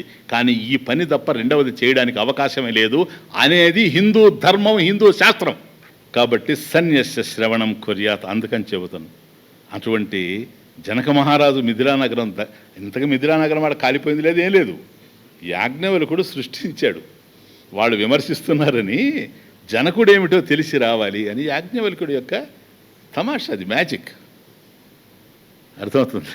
తీరబోతే ఏమీ లేదు. ఇప్పుడు మీకు అర్థమైందే, ఆ పనులు చేయడానికి ఎవరైనా చేయొచ్చు. భక్తి యోగంలో ఉండి కర్మ మార్గంలో ఉండి చేయొచ్చు. సన్యసించిన తర్వాత చేయడానికి రూల్స్ అది నీకు ప్రాపంచికమైన రూల్స్ కాదు ఇవి, శాస్త్రం. సరేనండి, బాగానే ఉంది. నన్ను ఇదేమన్నాయా బాబు, చూసారు ఎంత బ్యూటిఫుల్ చూడండి శాస్త్రం. మీకు ఇంకా మళ్ళీ సందేహం వచ్చే అవకాశం లేకుండా. అంటే ఇప్పుడు సంసారంలో ఉండేటువంటి నిస్సారత తెలుసుకున్నవాడే కదా జ్ఞాని. పోనీ బ్రహ్మాభ్యాసి చెప్పండి ఆయన కాదా? మరి తెలుసు కదా. నన్ను అయితే ఒక మాట చెప్పండి, తత్వవిద సంసారస్య అసారతాం జానంతః జ్ఞాత్వా. అంటే సంసారంలో ఉండేటువంటి నిస్సారత ఏంటో, అసారతాం సారహీనమైనటువంటి విషయం తెలుసుకున్నవాడు కుతః అత్ర ప్రవర్తిష్యంతే ఇది ఆశంక్య. మరి సంసారం అంతా కూడా మిథ్య కదండి, ఇక్కడ పొందాల్సింది ఏమి లేదు కదా. ఇదంతా అసారం నిస్సారం కదా. ఇది తెలుసుకున్నవాడే కదా తత్వవిధుడు. తత్వం అంటే అదే కదా నాయన, తత్వ వివేక. ఆత్మసత్యం తదన్యత్ సర్వం మిథ్యా ఇది, అది కదా తత్వ వివేకం అంటే. ఆ తత్వం తెలిసినవాడు తత్వవిధుడు కదా నాయన. మరి సంసారస్య అసారతాం, నిస్సారమైనటువంటి సంసారాన్ని జానంతః జ్ఞాత్వా, వాడు చక్కగా తెలుసుకున్న తరువాత కుతః ఎట్లా తత్ర మళ్ళీ ఆ సంసారంలో ప్రవర్తిష్యంతే, మళ్ళీ జ్ఞాని ప్రవర్తిస్తూ ఉన్నాడు కదా. ఇప్పుడు జనకుడు అయితేనేమి యాజ్ఞవల్కుడు అయితేనే వీళ్ళంతా ప్రవర్తిస్తూ ఉంటారా లేదా ఆశంక్య. ఇది సందేహం. సరే సార్ మీరు చెప్పింది బాగానే ఉన్నది, కానీ వాళ్ళు మళ్ళీ ఈ సంసారంలో ఉండారేంటి? ఇప్పుడు ఆ యాజ్ఞవల్కుడు సంసారము, జనకుడు రాజ్యము, అసలు ఇవన్నీ ఎందుకు? ఇవన్నీ నిస్సారం కదా. అది శంక. That is the doubt. Come on. మిథ్యాత్వ వాసనా దార్ఢ్యే ప్రారబ్ధక్షయకాంక్షయ అక్లిశ్యంతః ప్రవర్తంతే స్వస్వకర్మానుసారతః. Very beautiful. మిథ్యాత్వ వాసన దార్ఢ్యే. వాసన అంటే సంస్కారం, వాసన అంటే సంస్కారం. మిథ్యాత్వ వాసన దార్ఢ్యే సతి, ఈ సంసారం అనేటువంటిది, ఈ ప్రపంచం అనేటువంటిది ఇది మిథ్య, మాయాస్వరూపము అనేటువంటి సంస్కారం దార్ఢ్యే, దార్ఢ్యే సతి దృఢంగా ఉండినప్పటికి కూడాను ఎవరికి? తత్వవిధులకి, జ్ఞానులకి. ప్రారబ్ధ క్షయ కాంక్షయ, ప్రారబ్ధం ఉంది కదా, ప్రారబ్ధ క్షయ కాంక్షయ అక్లిశ్యంతః ప్రవర్తంతే. కాబట్టి ప్రారబ్ధవశాత్తు, అదే స్వస్వకర్మానుసారతః, స్వస్వ కర్మానుసారతః, స్వకర్మ ఆత్మనః కర్మ స్వస్య ప్రారబ్ధ కర్మ అనుసారతః అనుసారేణ ప్రవర్తంతే. కాబట్టి దేహం వచ్చింది గనక ఇది ఇది చాలా ఇంపార్టెంట్ పాయింట్స్. ప్రారబ్ధ ఫలం గనక ధరించిపోయినా ఈ దేహం ఉంటుంది, ఈ దేహానికి రావాల్సినవి వస్తానే ఉంటాయి. ఆ కర్మకు అనుగుణంగా జ్ఞానైన జీవించక తప్పదు. ఇవన్నీ మీకు చెప్పున్నాను. ప్రారబ్ధాన్ని తప్ప ఆగామిని కానీ సంచితాన్ని కానీ రెండింటిని నివారించుకోగలడు జ్ఞాని. కానీ ప్రారబ్ధం వశాత్తు దేహం ఆల్రెడీ వచ్చేసింది కనుక ఇంకా ప్రారబ్ధాన్ని అనుభవించాల్సిందే కానీ మరొక విధంగా కాదు. లేకపోతే అంత మహాజ్ఞాని రామకృష్ణ పరమహంసకి థ్రోట్ క్యాన్సర్ ఏంటి, మహాజ్ఞాని రమణ మహర్షికి సర్కోమా ఏంటి, వాడంతా ఎందుకు ఉపశమ వ్యాధితో ఎందుకు బాధపడ్డాడు స్వామి వివేకానంద?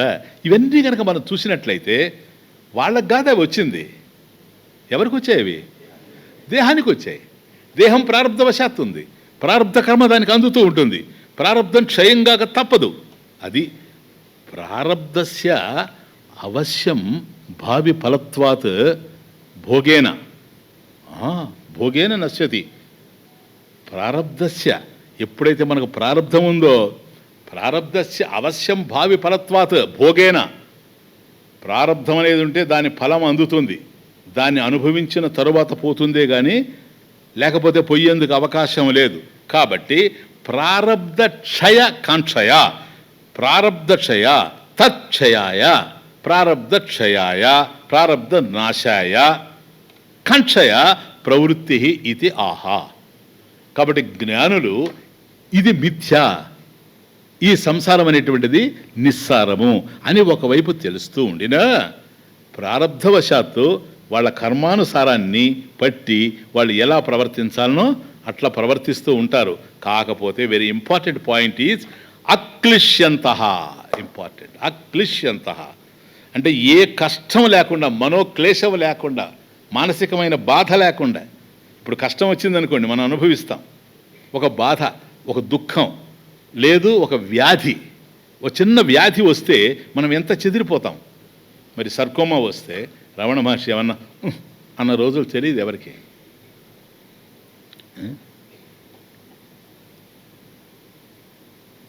పుస్తకాలు రాస్తారు, నాకు తెలియదు, నేను చూడలేదు. కానీ ప్రాణం పోతుంది అనగా ముందుగా తెలిసి రామకృష్ణ పరమహంస అన్నాడు అంటారు. నాకు తెలియదు, చదివాను ఒక చోట. ఆ దశలో వివేకానంద స్వామిని దగ్గరగా పిలిచాడని, దంతకథే కావచ్చు, చదివాను, చిన్నప్పుడు చెప్తున్నాను. తీరా దగ్గరకు వచ్చిన తర్వాత అంటే ఇంకా ఏమైనా సందేహాలు ఉన్నాయేమో అని అభిప్రాయపడ్డాడని వాళ్ళు రాస్తారు. అటు చూచి ధర్మం కోసం ఏది మాట్లాడలేని పరిస్థితుల్లో త్రోటు మూసుకుపోతూ ఉంది కనుక కంఠం క్యాన్సర్తో కూడగట్టుకొని శక్తిని తెచ్చుకొని మెల్లగా వివేకానందతో అన్నాడు అని నేను చదివి. ధర్మం కోసం ఎవడైతే రాముడుగా అవతరించాడో, జ్ఞానాన్ని ప్రేమని పూర్ణంగా పంచడానికి ఎవడైతే ఈ పవిత్ర భూమిలో కృష్ణుడుగా ఆవిర్భవించాడో వాడే ఈ దేహంలో రామకృష్ణుడు అని అన్నాడని చూచారా. ఎందుకనంటే అక్లిష్యంత, వాళ్ళకి ఆ బాధలు ఉండవు, తన స్వరూపాన్ని గురించి తెలిసి ఉంటుంది. అందువల్ల అందరూ ఏడుస్తూ ఉండినా నడకరది పారడా భగవాన్ రమణ జరిగేది చూడరా, ఎక్కడికి పోతాడరా స్వామి, దేహం పోతుంది పోని, నేను దేహం అయితే కదా, నువ్వు నా కోసం ఏడవడం లేదు, నేను కాని దానికోసం ఏడుస్తున్నా, కర్మ. నేను దేహమా నువ్వు ఏడవడానికి?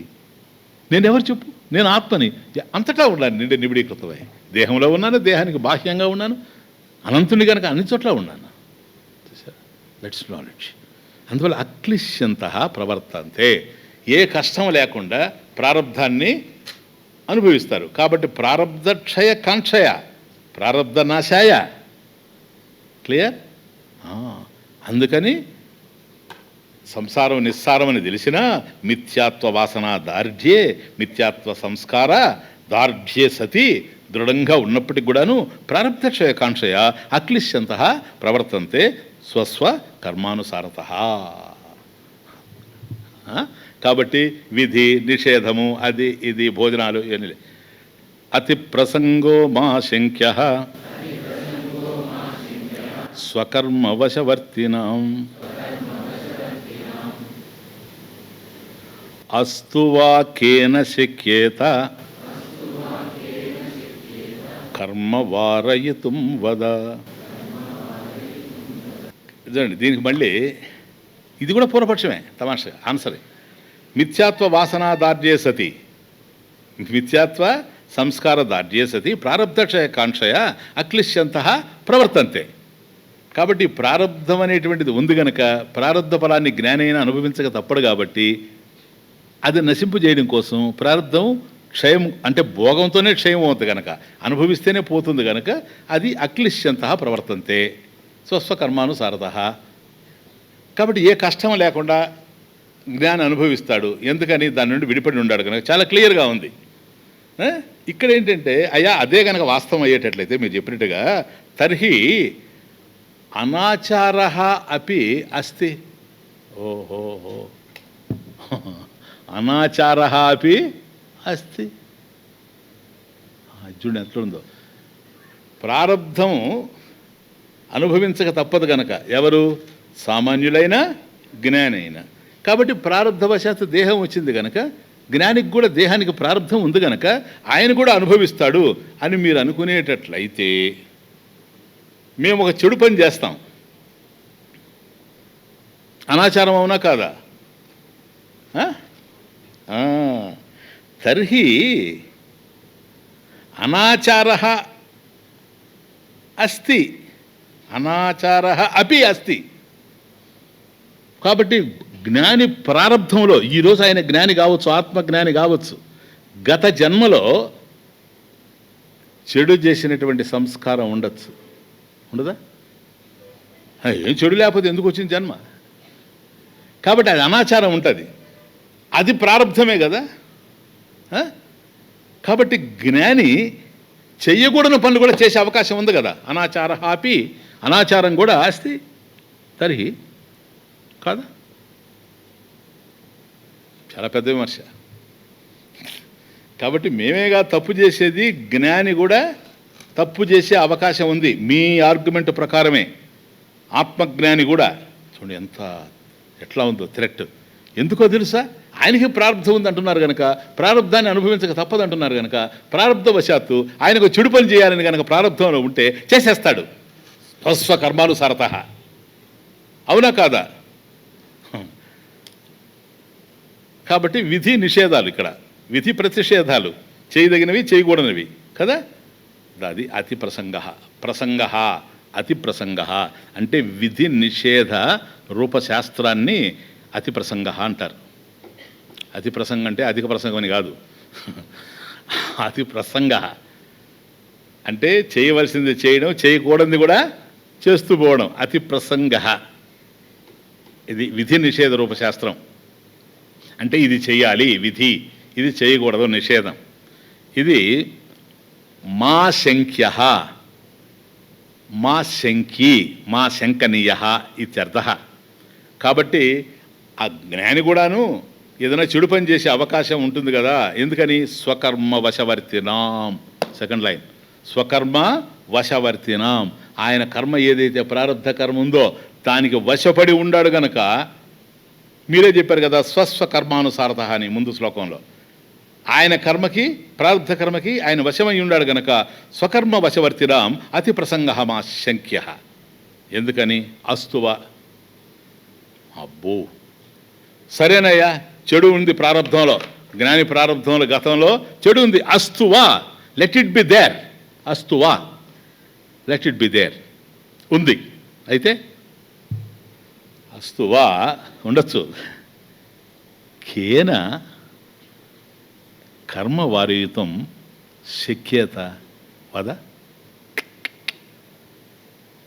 కర్మని నివారించడం, ప్రారబ్ధ కర్మని నివారించడం ఎవరికి సాధ్యమవుతుందయ్యా? వద చెప్పు. అంటే ఏమని? బ్రహ్మజ్ఞాని కూడా ప్రారబ్ధాన్ని అనుభవించకుండా పోయే ప్రశ్న లేదు. అందువల్లనే ఇవంతా ఇప్పుడు మీకు చెప్పిన కారణం అదే. ఎందుకు రమణ మహర్షి కథ వచ్చింది, ఎందుకు వెనక వచ్చిందంటే ఇదే కారణం, ప్రారంభం. వాళ్ళు నివారించుకునేటట్లయితే సరిపోదా? కుదరదు. అది కేన శక్యత కర్మ వారయుతం. అటువంటి ప్రారంభ కర్మను తొలగించడం ఎవరికి శక్యం? అది వద చెప్పునాయన. బ్యూటిఫుల్. అంటే ఏంటి ఇక్కడ తమాష అంటే అవశ్యం భావిత్వాత్ కర్మఫలస్య. మనం చేసిన కర్మల యొక్క ఫలితాన్ని మాత్రం తప్పకుండా అనుభవించక తప్పదు. దీని విషయంలో రెండో ప్రశ్న లేదు. మామూలు వాడైనా అనుభవించాల్సిందే, జ్ఞానైనా అనుభవించాల్సిందే. ఇక్కడే ఇచ్చేసాడు గ్రిప్పు. ఆ ముందు శ్లోకంలో అక్లిష్యంత హడాడి అయిపోయేది దానికి.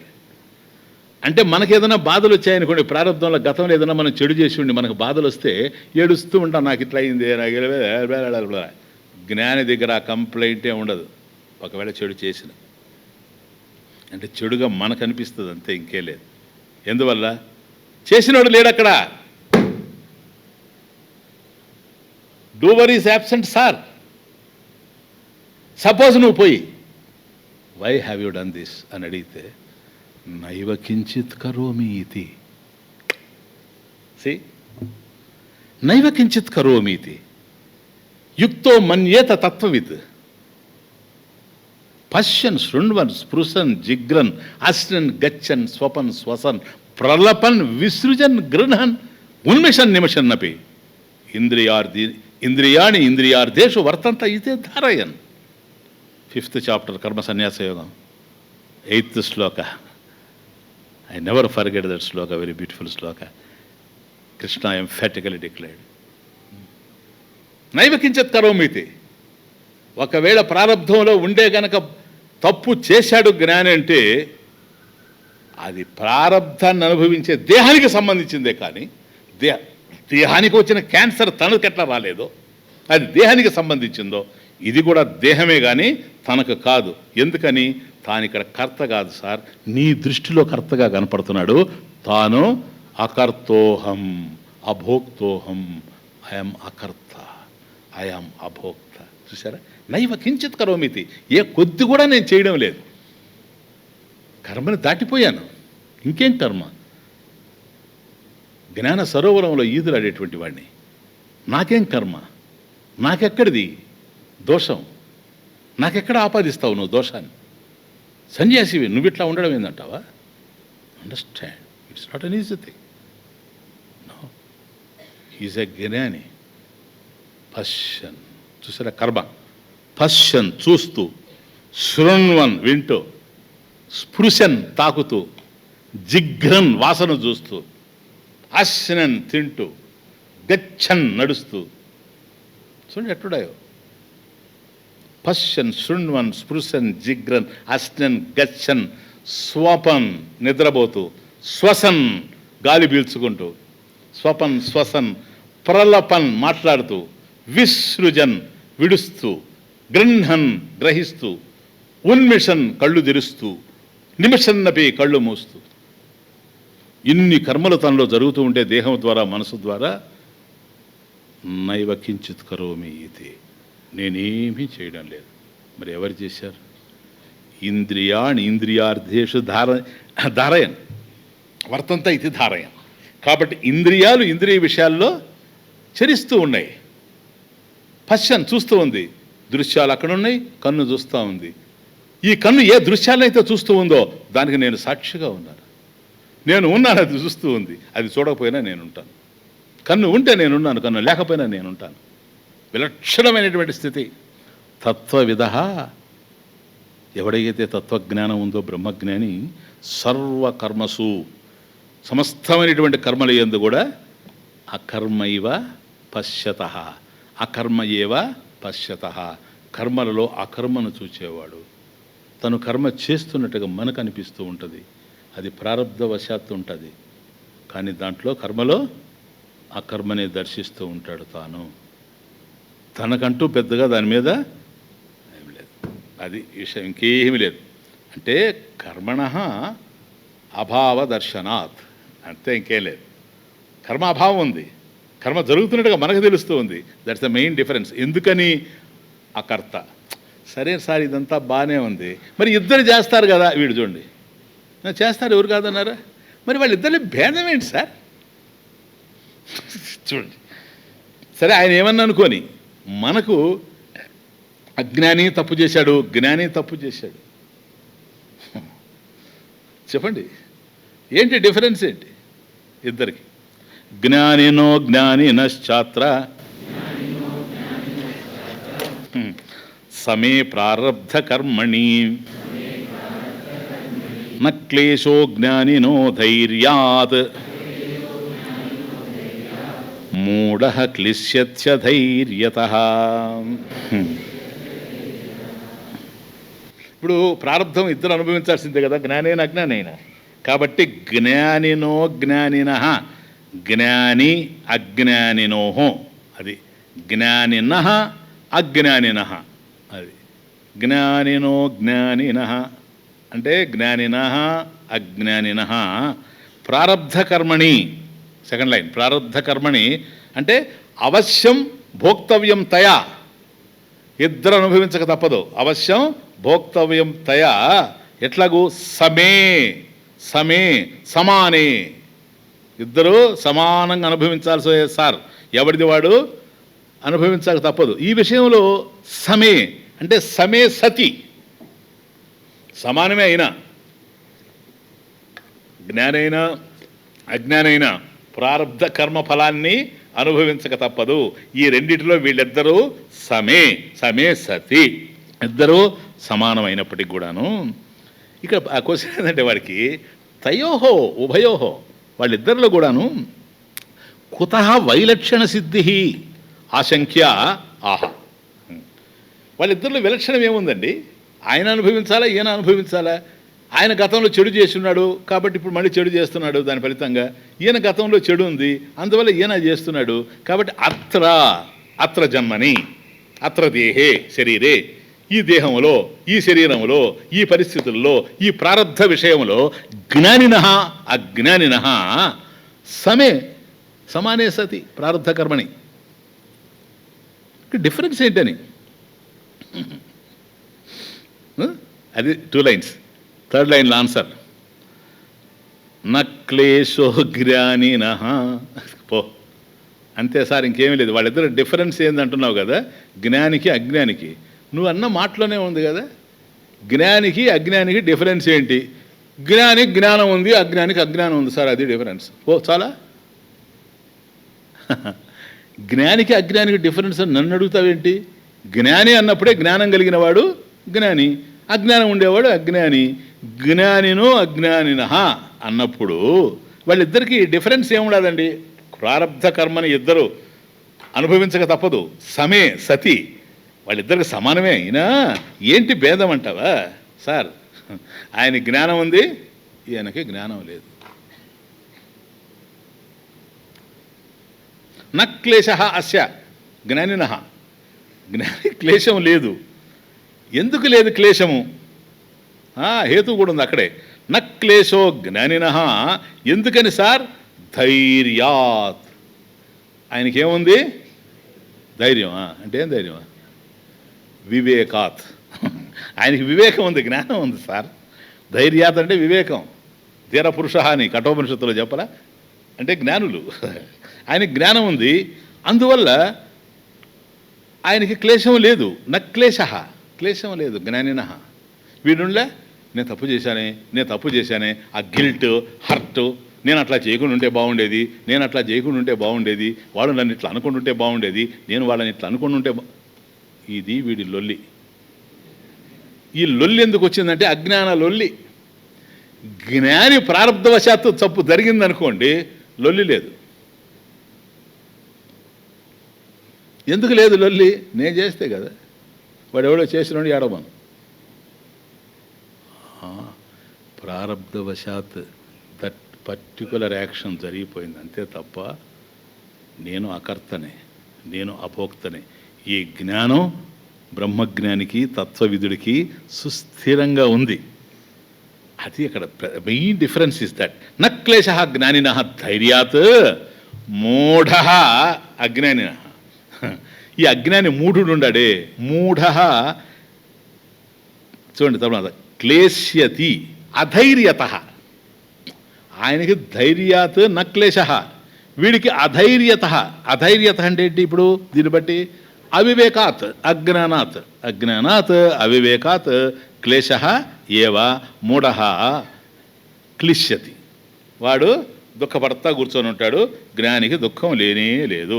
నేను తప్పు చేశాననే భావన వాడికి ఉంటుంది, కానీ ప్రారబ్ధవశాత్తు జ్ఞాని ద్వారా తప్పు జరిగినా అది మనకు తప్పుగా కనపడుతుంది, కానీ జ్ఞాని మాత్రం తన అకర్తగానే ఉంటాడు. అండర్స్టాండ్? అది ప్రారబ్ధ కర్మ క్షయం ఆ విధంగా జరుగుతుంది. క్లియర్? ఇంకా ముఖ్యంగా ఏంటంటే ప్రారబ్ధం అన్నప్పుడు నాయన ఇది ఒక కీలకమైన విషయం, బాగా గుర్తుపెట్టుకోండి. జ్ఞాని ప్రారబ్ధాన్ని అనుభవించిన తరువాత ఆ ప్రారబ్ధం పోతుంది. ఎందుకో తెలుసా? పురుషార్థానికి అవకాశం లేదు, కర్తృత్వం లేదు కదా. అకర్త అనుకుంటాడు కదా.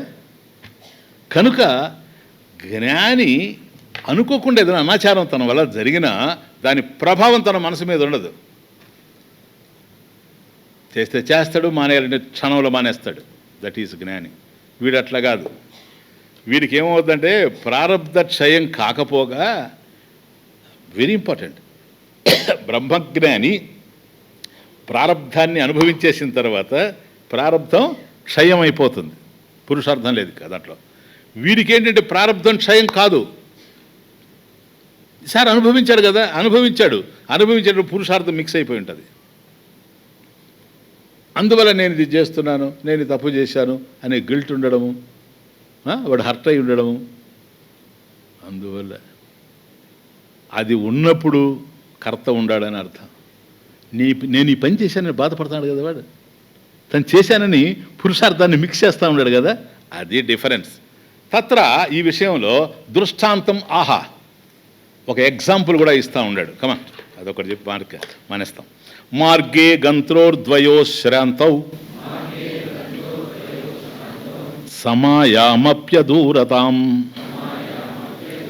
జానన్ ధైర్యాధృతం గచ్చేత్ అన్యస్తిష్టతి దీనధీః. Very good. ఇప్పుడు క్లియర్ అయిపోద్ది మీకు.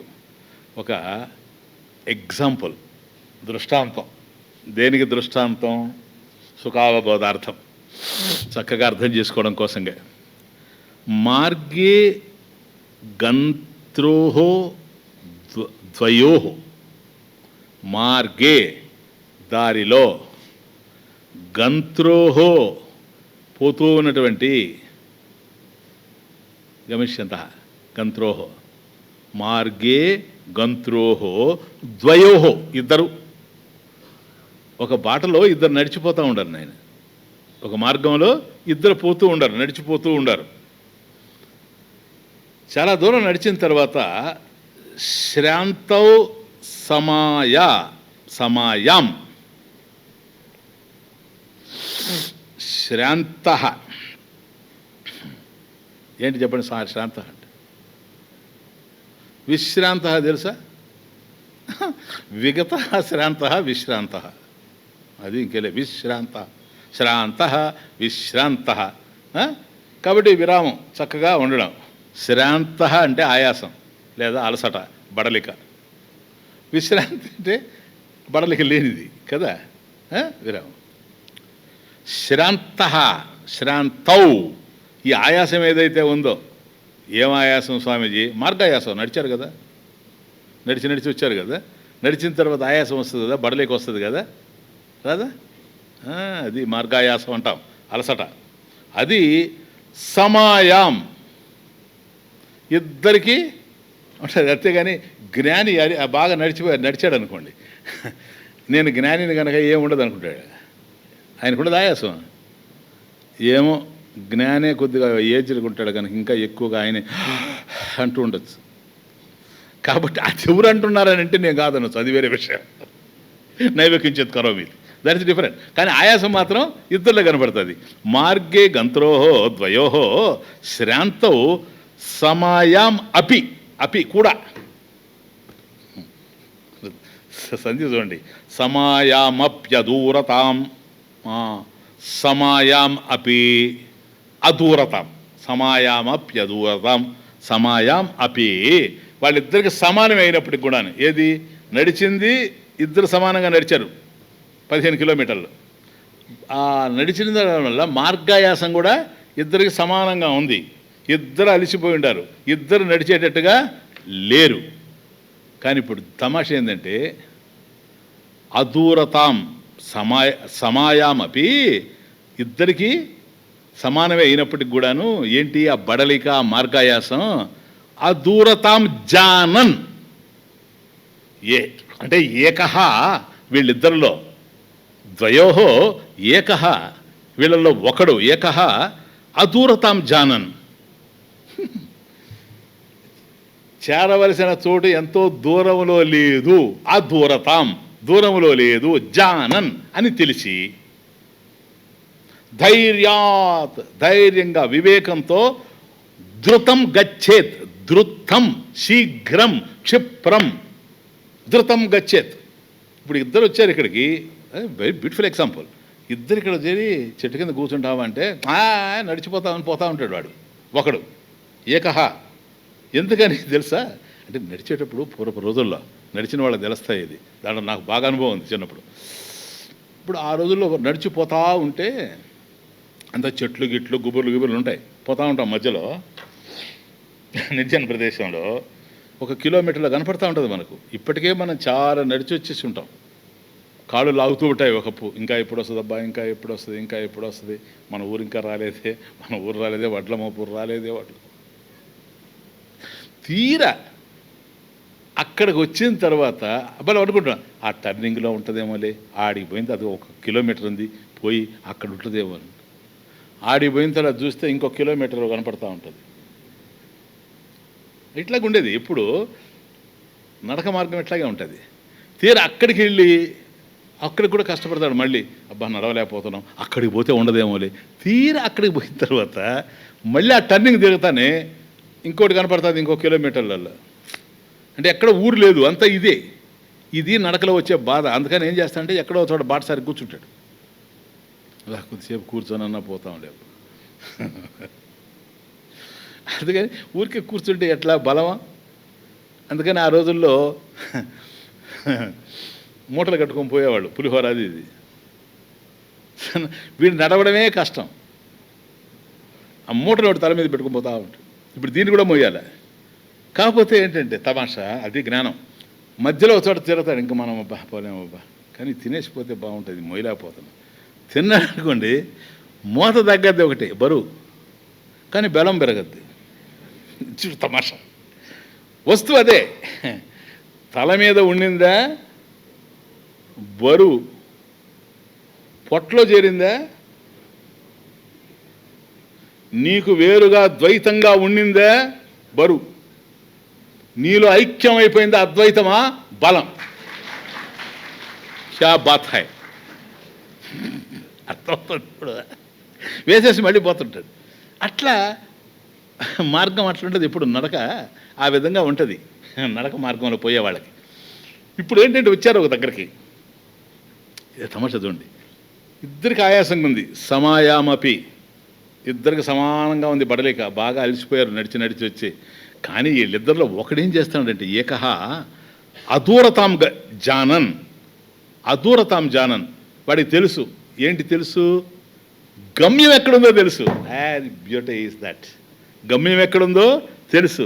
ఇదిగో ఆ టర్నింగ్ పోయినామంటే అటు తిరగగానే దేవాలయం కనపడుతుంది, ఊరు. తిరిగితే కానీ కనపడదు, తిరిగితే కనపడుతుందని వీడికి తెలుసు. అది జ్ఞానం అంటే అట్లా క్లియర్గా ఉంది, క్లారిటీ ఉంది.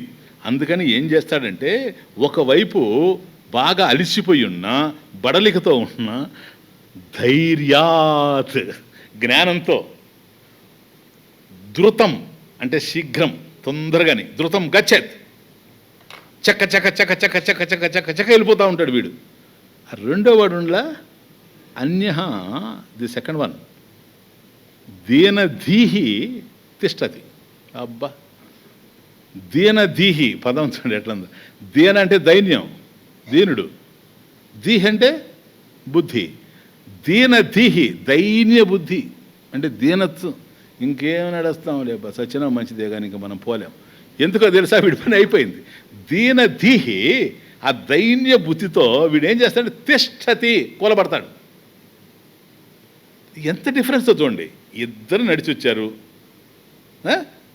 ఇద్దరికి శ్రాంతవు సమాయామపి, ఇద్దరికి చక్కగా, ఇద్దరికి ఎంత బడలేకుండా వాడికి అంత ఉందో వీడికి అంత ఉంది. కానీ ఒకడేమో పరుగులెత్తుతూ పోతూ ఉన్నాడు, ధృతం గచ్చేత్. ఎందుకని? ధైర్యాత్. వాడి జ్ఞానం ఉంది. ఏం జ్ఞానం ఉంది? అదిగో మనం చేరవలసిన గమ్యం ఇదే, ఈ టర్నింగ్ జరిగితే వస్తుందని. ఆ జ్ఞానం వీడికి లేకపోవడం వల్ల ఇంకా ఎంత ఉందో అని అర్థమవుతుంది.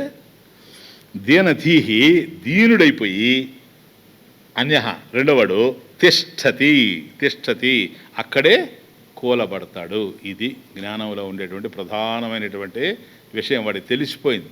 కాబట్టి ప్రారంధాన్ని ఇద్దరు అనుభవిస్తూనే ఉండినా వాడు ఏడుస్తూ ఉంటాడు, కూలబడే ఉంటాడు. కానీ తనకు మాత్రం తెలుసు ఇది శరీరం ప్రారంధాన్ని అనుభవిస్తుంది, కానీ నాకు వచ్చేసింది, అదిగో మోక్షం ఇదేను. ఎందుకని? జ్ఞానానికి సంబంధించి సంపూర్ణమైనటువంటి అవగాహన ఉంది కనుక. నాయన ఆపపోయే ముందు ఒక్క మాట అడుగుతాను, చెప్పండి, పుస్తకం చూడకుండా. ఈ ప్రకరణంలో, సరేనా, ఏం ప్రకరణం ఇది? పోనీ అది జ్ఞాపకం ఉంది కదా. తృప్తి దీప ప్రకరణంలో ఫస్ట్ శ్లోక ఏంటి?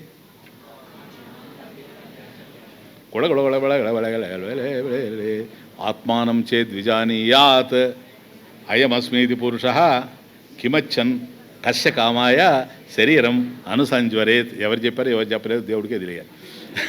సరే, పర్వాలేదు. ఇప్పుడు ఒక్క మాట వినండి. ఇప్పుడు ఎక్కడున్నామో తెలుసా మనం? శ్లోక నెంబర్ 134. శ్రవణ మననాలు అయిపోయి నిధిధ్యాసనందు చూచారా, బ్రహ్మాభ్యాసం. అది ఎక్కడొచ్చిందో తెలుసా మీకు? విపరీత భావనని పోగొట్టుకోవాలి అనేటువంటి కాంటెక్స్ట్లో సందర్భంలో వచ్చింది. శ్రవణంలో జ్ఞానం వచ్చేసింది, మననంలో సందేహ నివారణ జరిగిపోయింది. అయినా సంస్కారవశాత్ ఏవైతే మనల్ని పట్టి ఏడిపిస్తూ ఉండాయో విపరీత భావన, అది పోవడం కోసం నిధిధ్యాసన. దాని విషయంలో, నిధిధ్యాసన విషయంలో ప్రతిబంధకాలు ఏ విధంగా ఉంటాయి అని వాటిని గురించి విచారం ప్రారంభం చేశాడు.